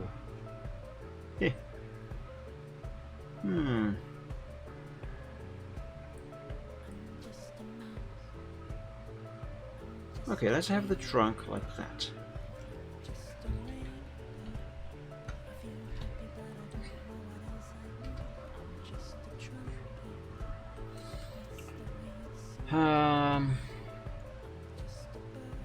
What if I fiddle with this, whatever these are, darken? Oh, I think I have an idea. Let's switch it back to normal. Let's duplicate this layer, and the duplicated one is the one that is going to receive these changes. Wait, no, hold on. What am I trying to do? I'm not sure. Alright, let's change the one beneath it. Alright. I want the leaves to be green. Okay. That looks weird. Now let's see what this is going to do. Dang it. Wrong layer. Darken. Oh, that looks pretty good. Look at that. It's very close to what I want. Let me go through the other ones to see. Oh, this is perfect. I'm not even gonna go any further. This is perfect. Perfect. Yes, look at that. Alright. Is it going to keep it like that if I merge? Yes, it did! It did. Excellent. Alright, let's call this tree close 2. Sure, why not? And let me go back to those tree groups. I think these are going to be good farther in the distance, maybe. Let me resize them. Actually, no. Let's not fiddle with these. Instead, I'm not going to need these anymore. Maybe. Wait. I could apply this one.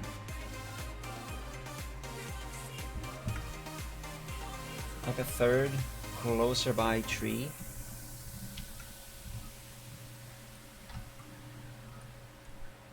Let's flip horizontally to this side. And it can be more like around here somewhere. Ah, but that is covering the mountains. No, I don't want it to cover the mountains. Let's make it smaller, so it can be even farther away.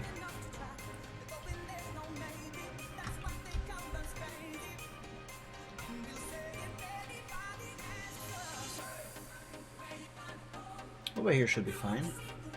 Let's skew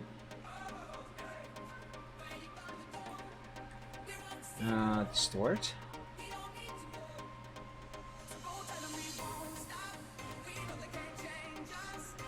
I'm not sure if what I'm doing here is a good idea, but whatever, I am doing it. Okay, let's put it over there. And for the tree that is off in the distance, that actually looks pretty fine as it is. Let's name this tree close 3. Okay. And now I am going to close this file because I don't believe I'm going to need that anymore.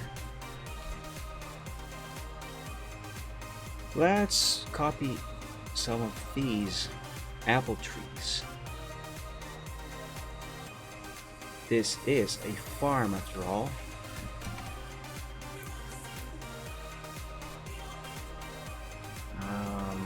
Should probably group these together. I'm going to delete those trees in that group there. Let's put these over here. Trees close. And where should I place the apple trees? For now, I'm gonna have them be in this same layer.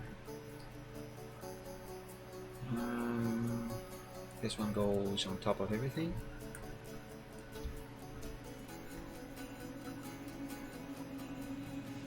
Like about here is fine. Or, you know what I could do instead? Instead of having these apple trees close by, I could have them on one of those hills off in the distance. Or both of them, I don't know. Like an actual orchard, you know? Which I think it was my original idea when I thought of adding some trees. Yes, I think that is exactly what I'm going to do. Let's rename this group then to Close By Trees. Let's create a new group over here and let's name these Apple Trees. And this group actually needs to go over Hill 3 base. That tree looks giant. Yes. Ooh. I accidentally made it upside down. Right. Do I want it there? Or maybe on this one here? On this one here is better. Let's cancel that. Put it over here. Yes. Let's hide these other trees first.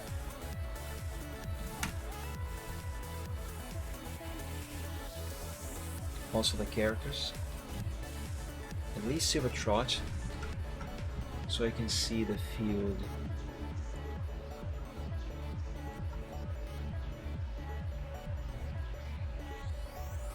Let's make it a little smaller. Let's flip horizontal. And let's skew.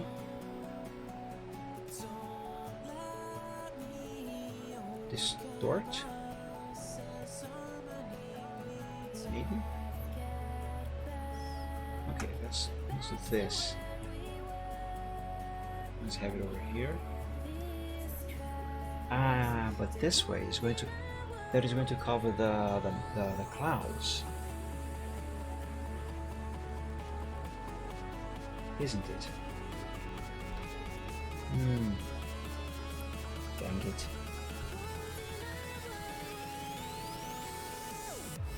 Alright, let's go back to hill number 3 over there. Let's have the tree on the hill number 3. Flip horizontal. Make it even smaller.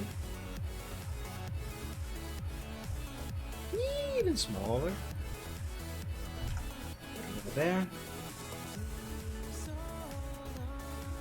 Okay. Let's copy another tree. Cannot use the same tree all the time after all. There is no single tree in the world that is exactly just like the other. Just like fingerprints, all trees are different, even when they are the same.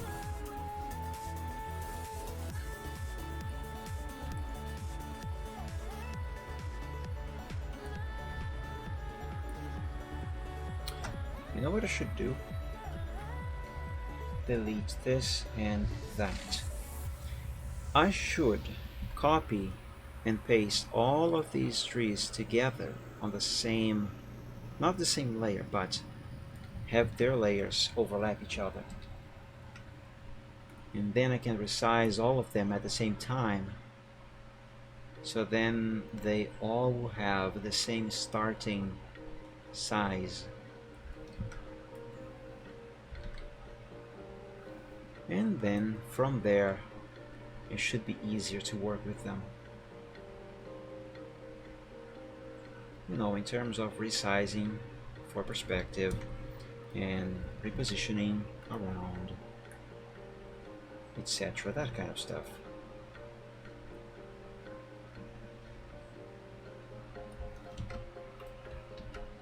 That is going to be a lot of layers. Go.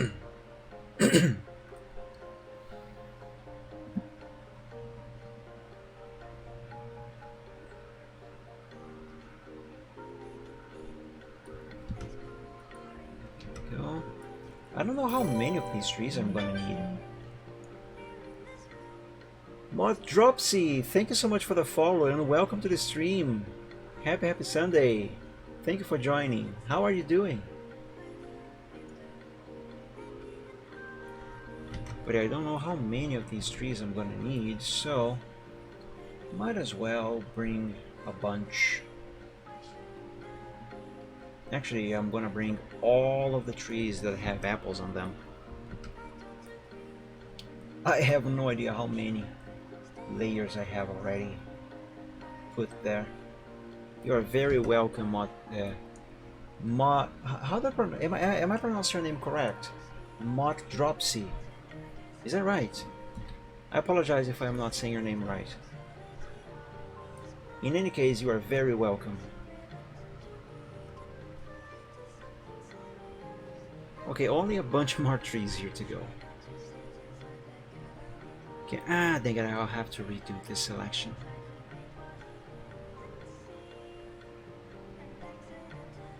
There we go.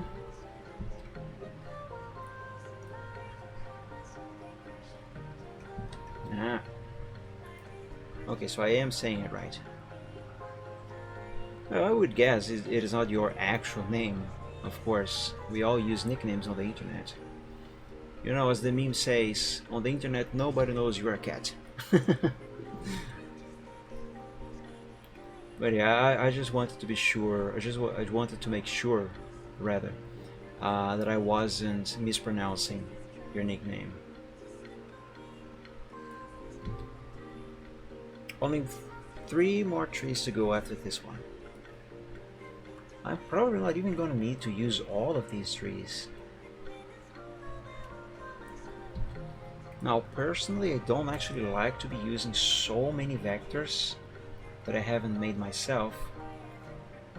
But considering the theme of the picture and how much these help to get things done,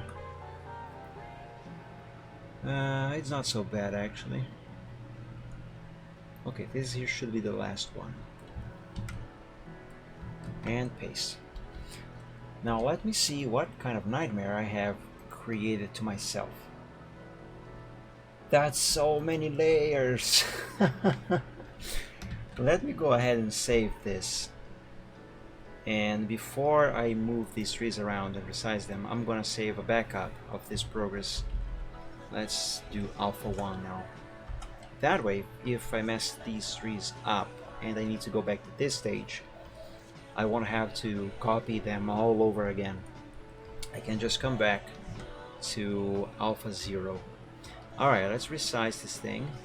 These things, rather.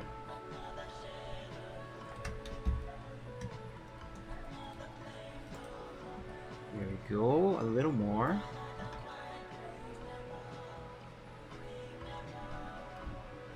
A little bit more. Maybe a little bit more.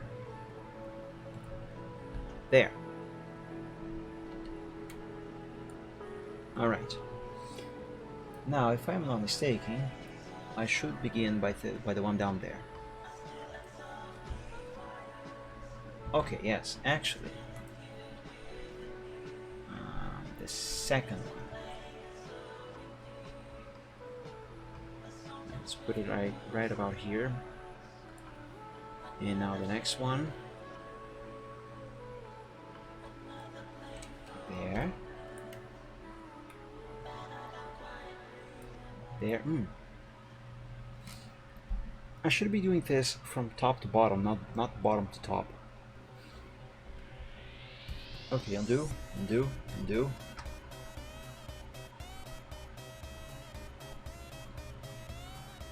Yeah. Wait, no. I'm confused. Because this tree is on top of all others and needs to be below. So yes, it should be bottom to top. But oh, whatever. Let's just do it. Now there, see? This one I am positioning right now, it should be beneath the one I have just done before it.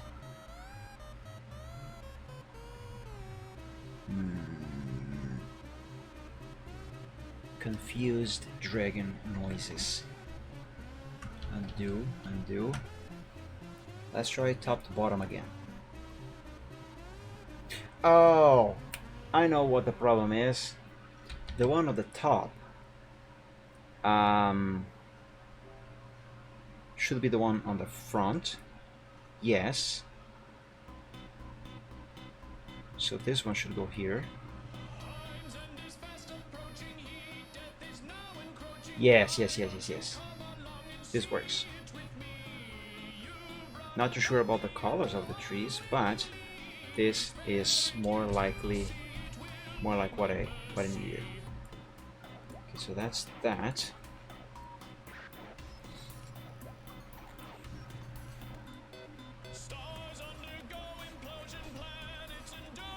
Okay. Are they supposed to be this close together? Maybe.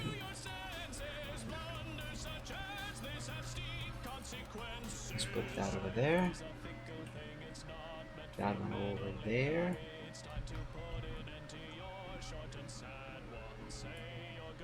I think by now I should start resizing some of these for perspective.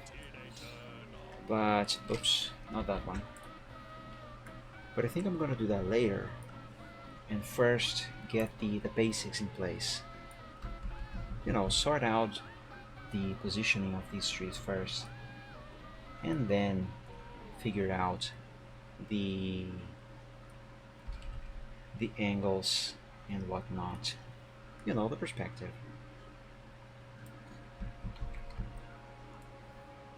Also, I am going to need more rows of trees.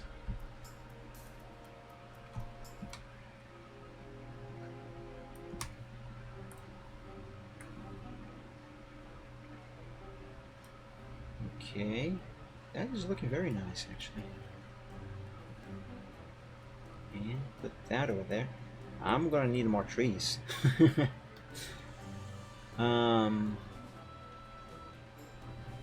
Alright, this one, oops, not that one. Ah, dang it. I meant the one right here on the front. That one is this one. Right. Just to have an idea of what I have done here so far, let me enable the other trees. Yeah, this might work. Okay. Now, I need to repeat this pattern, also add more trees to the back there. So, for that, let me pick some random tree and paste it over here. Where's the tree? There it is. Let's put it over there. Let's grab yet another random tree, this one, on layer 13, and let's bring it over to here. Let's put it there. Yes. That's good. Now I need to repeat this whole thing on the side a few times, but I need to alternate the positioning of these trees.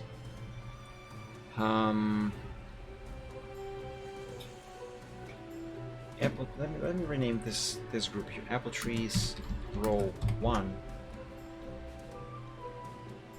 Okay, let me create a new group. Let's call it Apple trees row 2. And let's open alpha 0 because I'm going to bring those all of these layers over here to that new group. Let's see, calling alpha 1. Yes, let's bring them over. And let's put them on apple trees, row number 2. Right. So here they are. Is there a way I can automatically invert the position of these layers? I don't think I can. Only if I do it manually, which is going to be a nightmare to do. So let me not do that. Okay, let's resize these.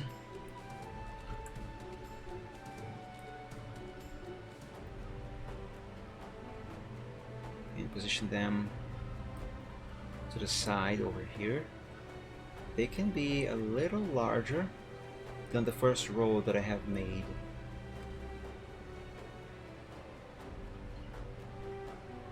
Because, you know, they are supposedly closer to, quote-unquote, the camera. Okay. So from top to bottom, I actually need this to be from bottom to top this time. Actually, let's just move trees around here, because I need a variety on the positioning of these things. So let's move them around a little bit, like this, so they are not all in the same position. Okay, this should work. Let's do the rows now. Put this over here. Let's put that over there. That there. And let's carry on doing this. Now, if I can make one more row, I should be able to simply copy and paste them over and over until I have enough.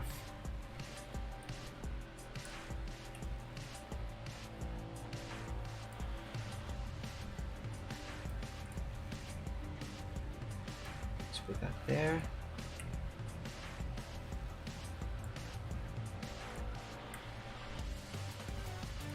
That over there.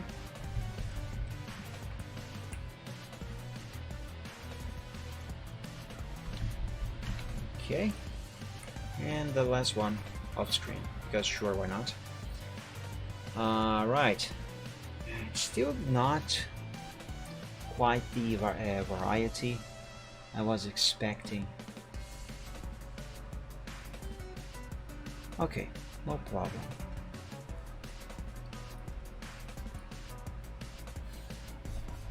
So there's row 1, here's row number 2.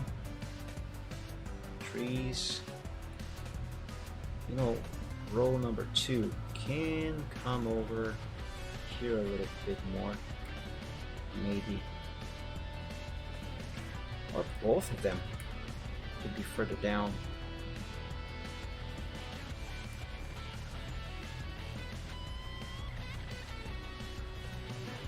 Yeah, further down actually works best. Works a little better. Let's see that last tree over there. Let's reposition it, and let's go to the first row, because I need to add some more trees. So let's copy tree number 11 over here.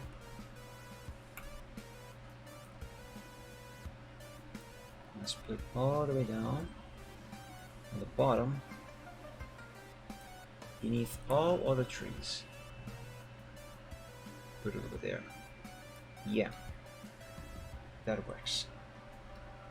Now I think just one more row of these and it should be fine, because this bigger tree that is closer by over here is covering a lot of them. So don't really need to worry so much about the variation of trees. Apple trees, row 3. And let's do the same thing I have done. Let's duplicate these layers over to alpha 1. There we go. and put them inside that group. Now resize the trees.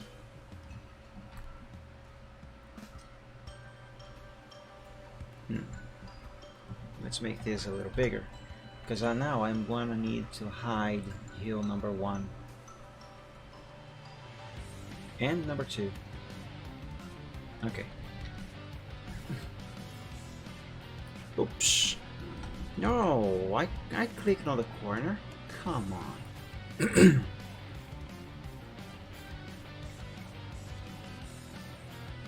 Okay, around here should be fine. Yeah. Now let's see the trees on the back, which are the ones on the top? No, the ones on the bottom. Let's bring them closer to the top, because I want some more lighter trees at the front this time. Okay, this here should be okay. Let's position the trees like that.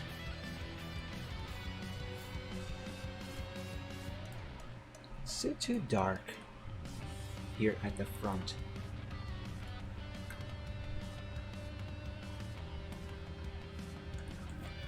It's fine.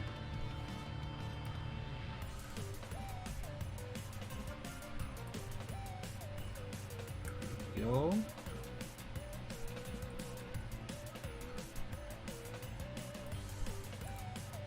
This one needs to go further up a little bit. This one over there.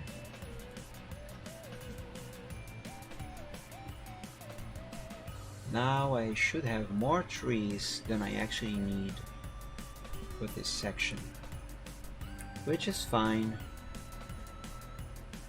I can just move them off screen over there.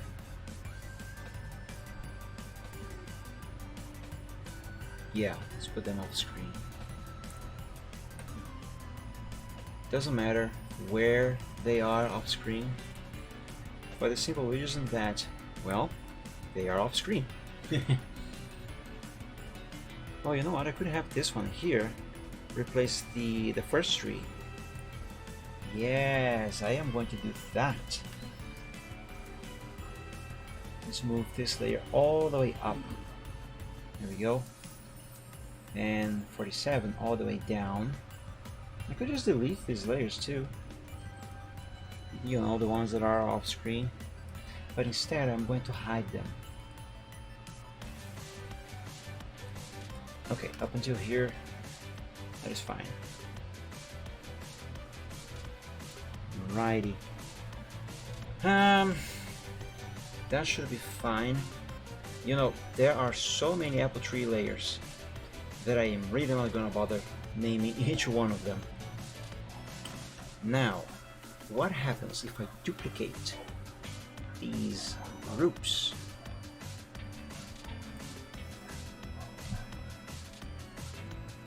I have an army of trees! An army of apple trees. Let's resize them. I'm not sure if making them bigger from the original is actually a good idea.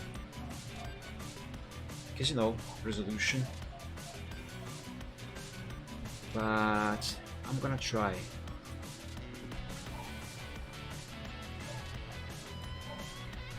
It would be nice if I could make some fences. Now they're off in the distance, so that should not be so bad. Oh, I made a type over here. I named this layer Rule instead of Roll. Alright, let's name this here Roll 4. Oops. Alright, that is exactly what I want. This here, roll 5, this one here, roll 6. Perfect. Give me the layers, the hills I mean. Yes, excellent. Now let's see if I can add some more back there. Let's hide these as well as that tree. And let's duplicate row number 4. Let's call this row 0. And let's put it over here. And of course I need to make it smaller. It has the same tree at the front.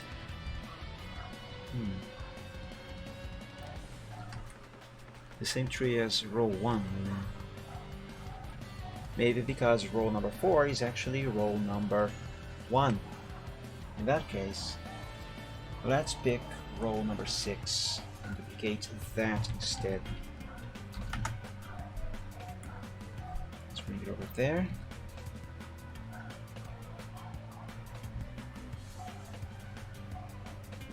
Size it down, not too much.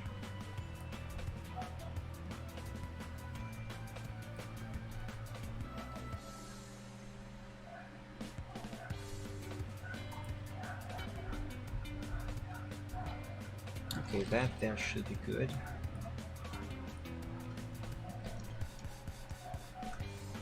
Now what happens if I simply move all of those apple trees to the side a little bit?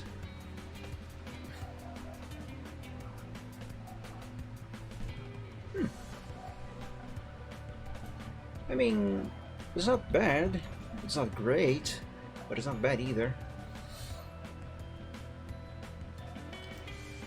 I should probably leave it like this. Yeah. Now if I could draw a fence going across here, you know, next to these trees on the hill, that would be fantastic. Which makes me wonder, do I have, let me save this, do I have any fences? Any fence vectors that I can use? Well, I could use that wall there. Actually, no, I cannot use that wall there. I can maybe, however, use the stone wall that I have drawn for that picture called I'll Make Them Burn. Oops. Here. It is a bit short, however. Let's expand this stone wall. Let's copy. And let's hide all of these apple trees. Because right now I want hill number... Wait a second.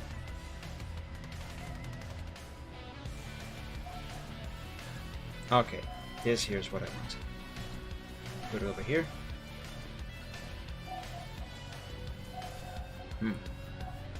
Let's make the trees visible again.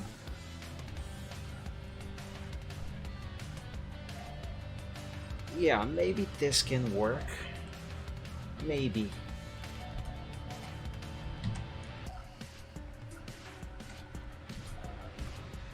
Let me do a little trick here to make this longer.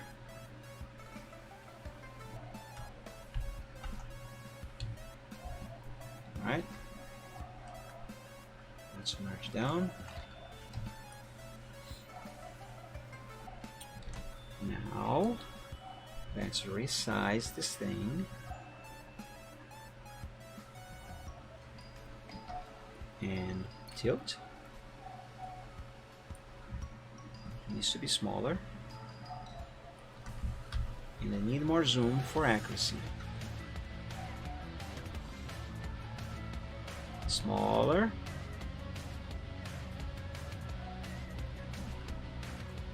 Okay. Skew maybe.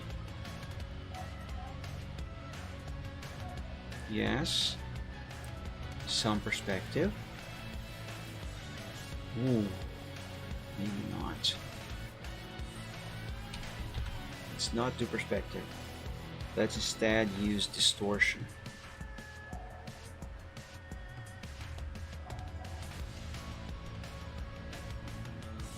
Alright. Now, warp.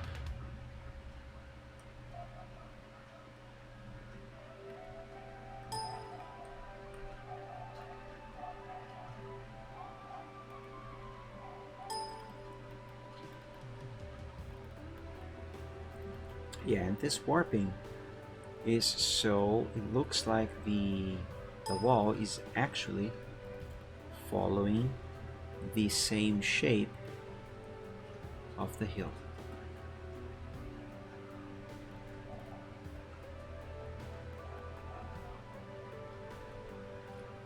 I have no idea if this looks any good. Not particularly. Could be worse. What if I bring it down a little more and maybe make it smaller?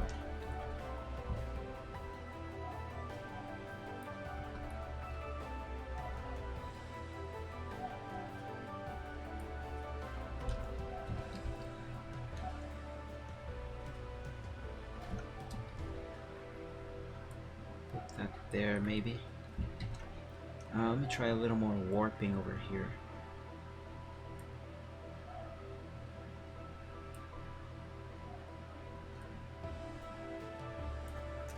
Go. Yeah, I still would rather use an actual fence, to be honest.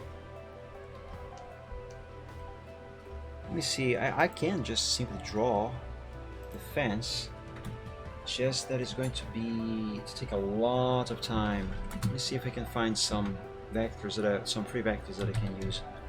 MLP fence vectors. Like this kind of fence here, you know.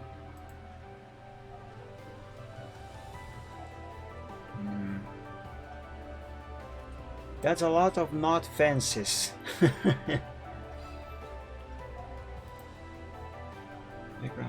Like this kind of fence here. This would be perfect. But these are just backgrounds. No, I'm trying to build my own. Ideally, I should just draw the whole thing instead of using vectors, but like I said, vectors save me a lot of time. And so long as I credit the original artist, it is fine to use. I'm starting to think that there are no fence vectors. You know, just the fence.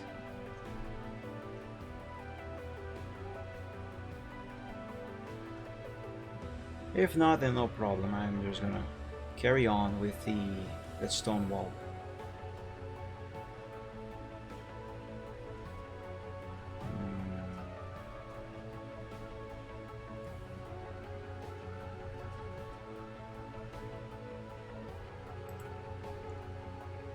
No. These are not good. Those are fences and they are vectors. But no, they're not good for the purpose that I intend. Let's just keep the stone wall over here. That is fine. Let's just improve it a little bit more. There. Let's call this layer stone wall. I wrote stone hay wall. There we go, that's better. And let's hide these trees and these hills and oops, not these trees, because now what I'm gonna do is I gotta create a new layer above every single one of these. So 1, 2, 3, 4, 5, 6, 7. I need 7 layers. 1, 2, wait, no. I can make just one and simply copy and paste it over, or rather duplicate it. Because what I'm gonna do here is, this is what I want, yes. I'm going to make a sort of path between the trees. You know, like an actual orchard would have. I suppose. Let's see. What's a good brush that I can use for this?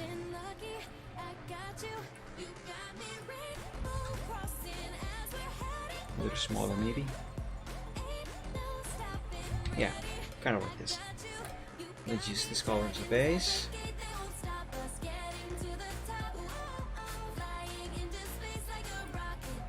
A little more green. I kind of want, you know, to make dirt, like dirt path.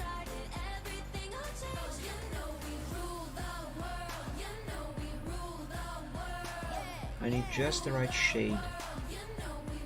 Is this going to be enough? Is this going to be good? Yeah, I suppose this works.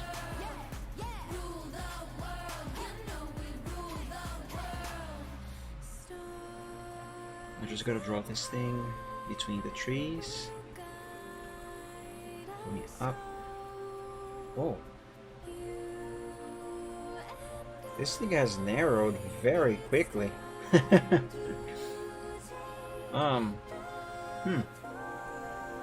Interesting. Actually, I'm gonna need more of these. Let's name this path 1.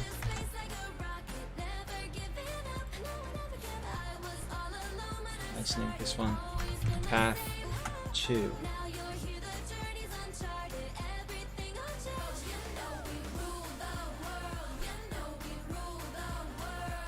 There we go. I'm not entirely sure if what I'm doing here right now is actually ideal. But, well, we'll see what this thing looks like. Let's make a new one. Let's name it Path 3.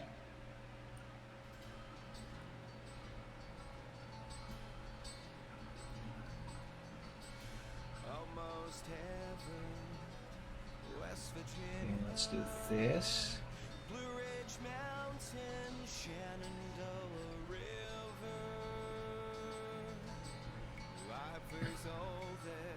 Older than the trees, younger than the mountains, rolling like a breeze, country roads, take me home to the place I belong, West Virginia, oh mountain mama, take me home, country roads,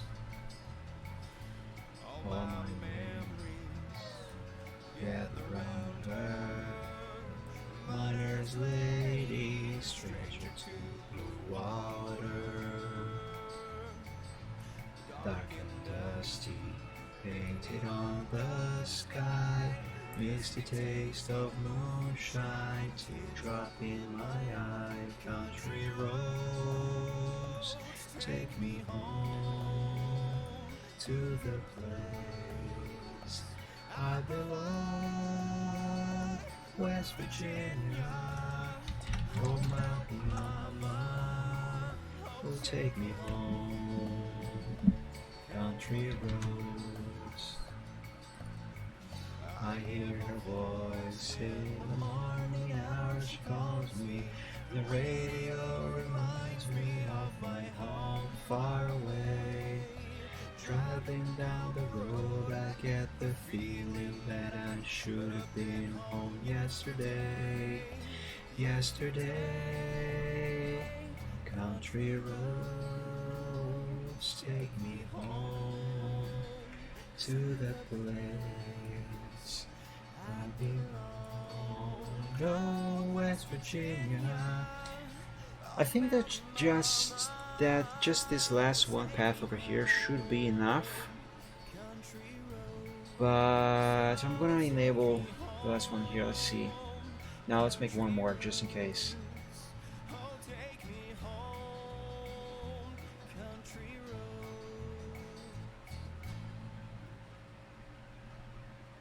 Here we go. All right. So there we have some paths. Let's bring back the hills that I have hidden. and the closer by trees, and let's see what these look like. I didn't need to draw all of those paths at all. But I did anyway. Well, we know they exist. There we go. Let me save. I forgot to name this path that is later here though. Path 6. Save. Yeah. Alright, let me contemplate this picture for a moment.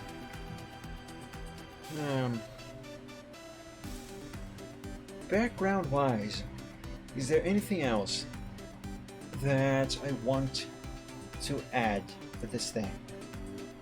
I definitely could use a few more trees scattered around on this hill and maybe that hill further back there. Certainly could.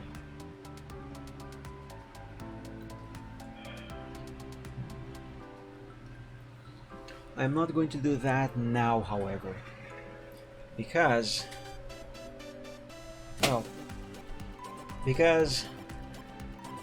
this is pretty much all the time that I'm going to have for today. Let me save this as a progress sample. Let's name this sample 1. Yes, save as a PNG file, please.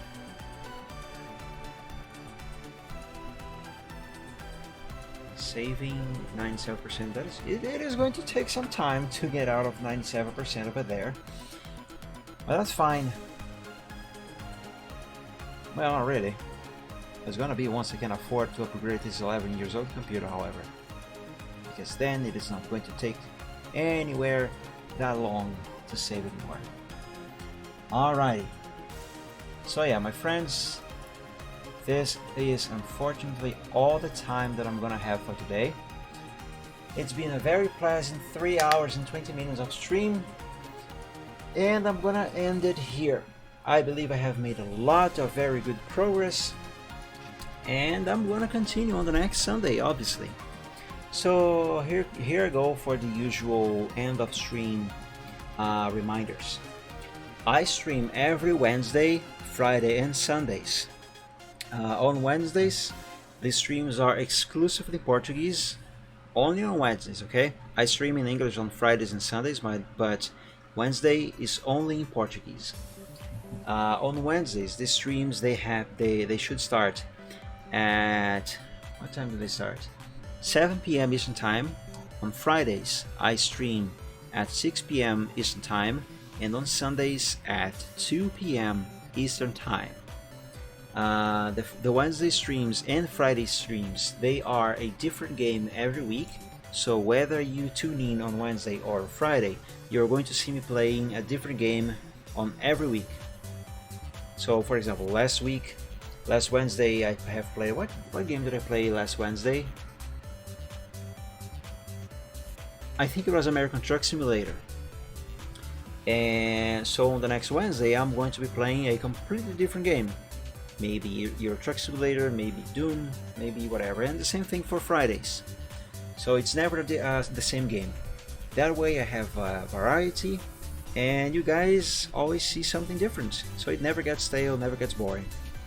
So yeah, Wednesday or Fridays, a different game every week.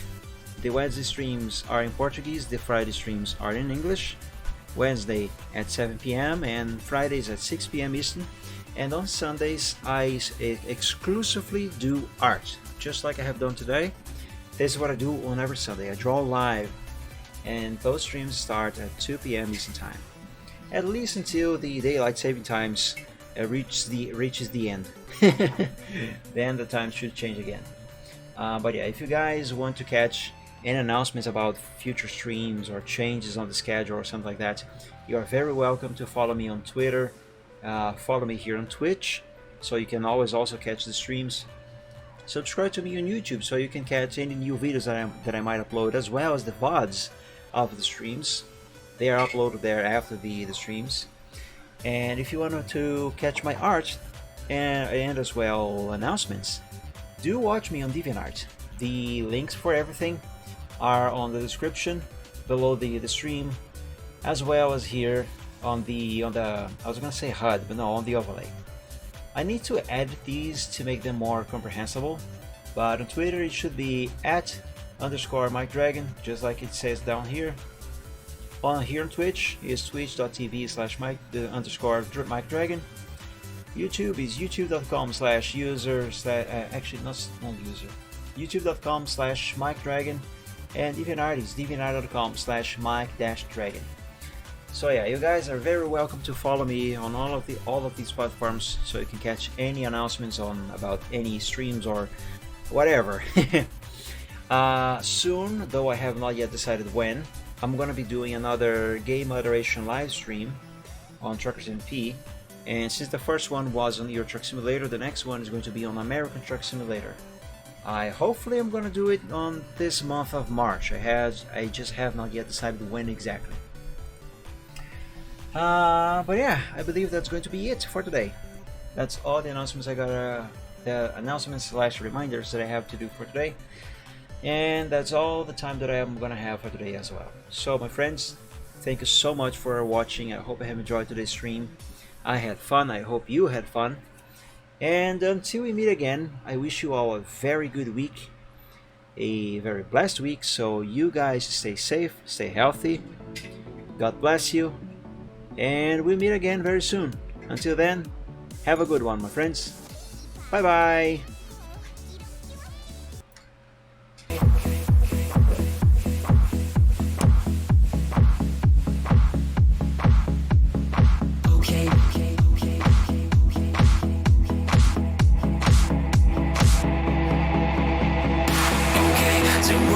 Some problems and we don't know what to do.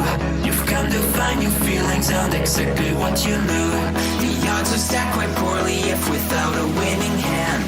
But bear in mind your bearing's only worse if you don't turn up. And taking trips because I'll turn your trips to trash.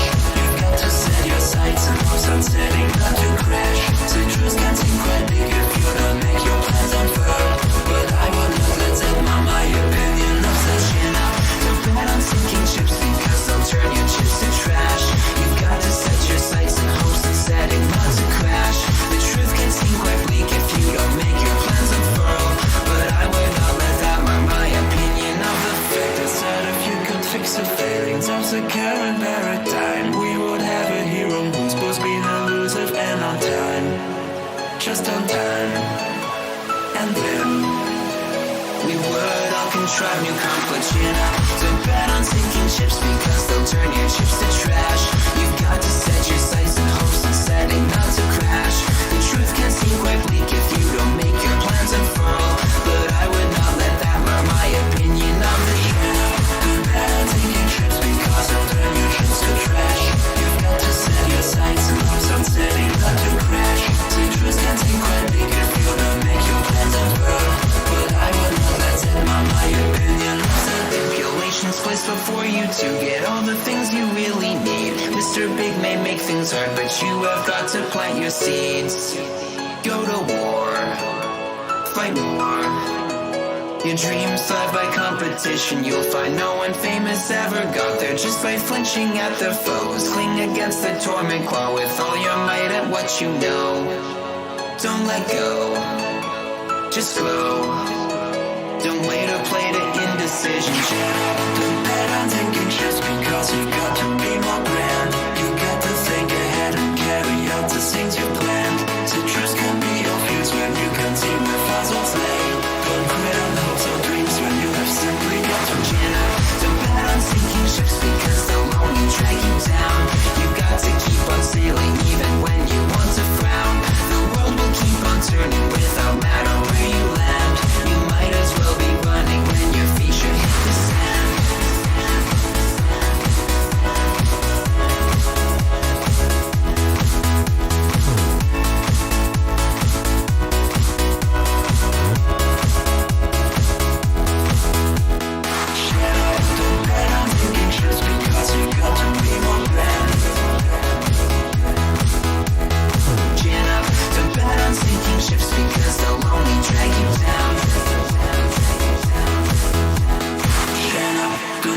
sinking ships because they'll turn your trips to trash.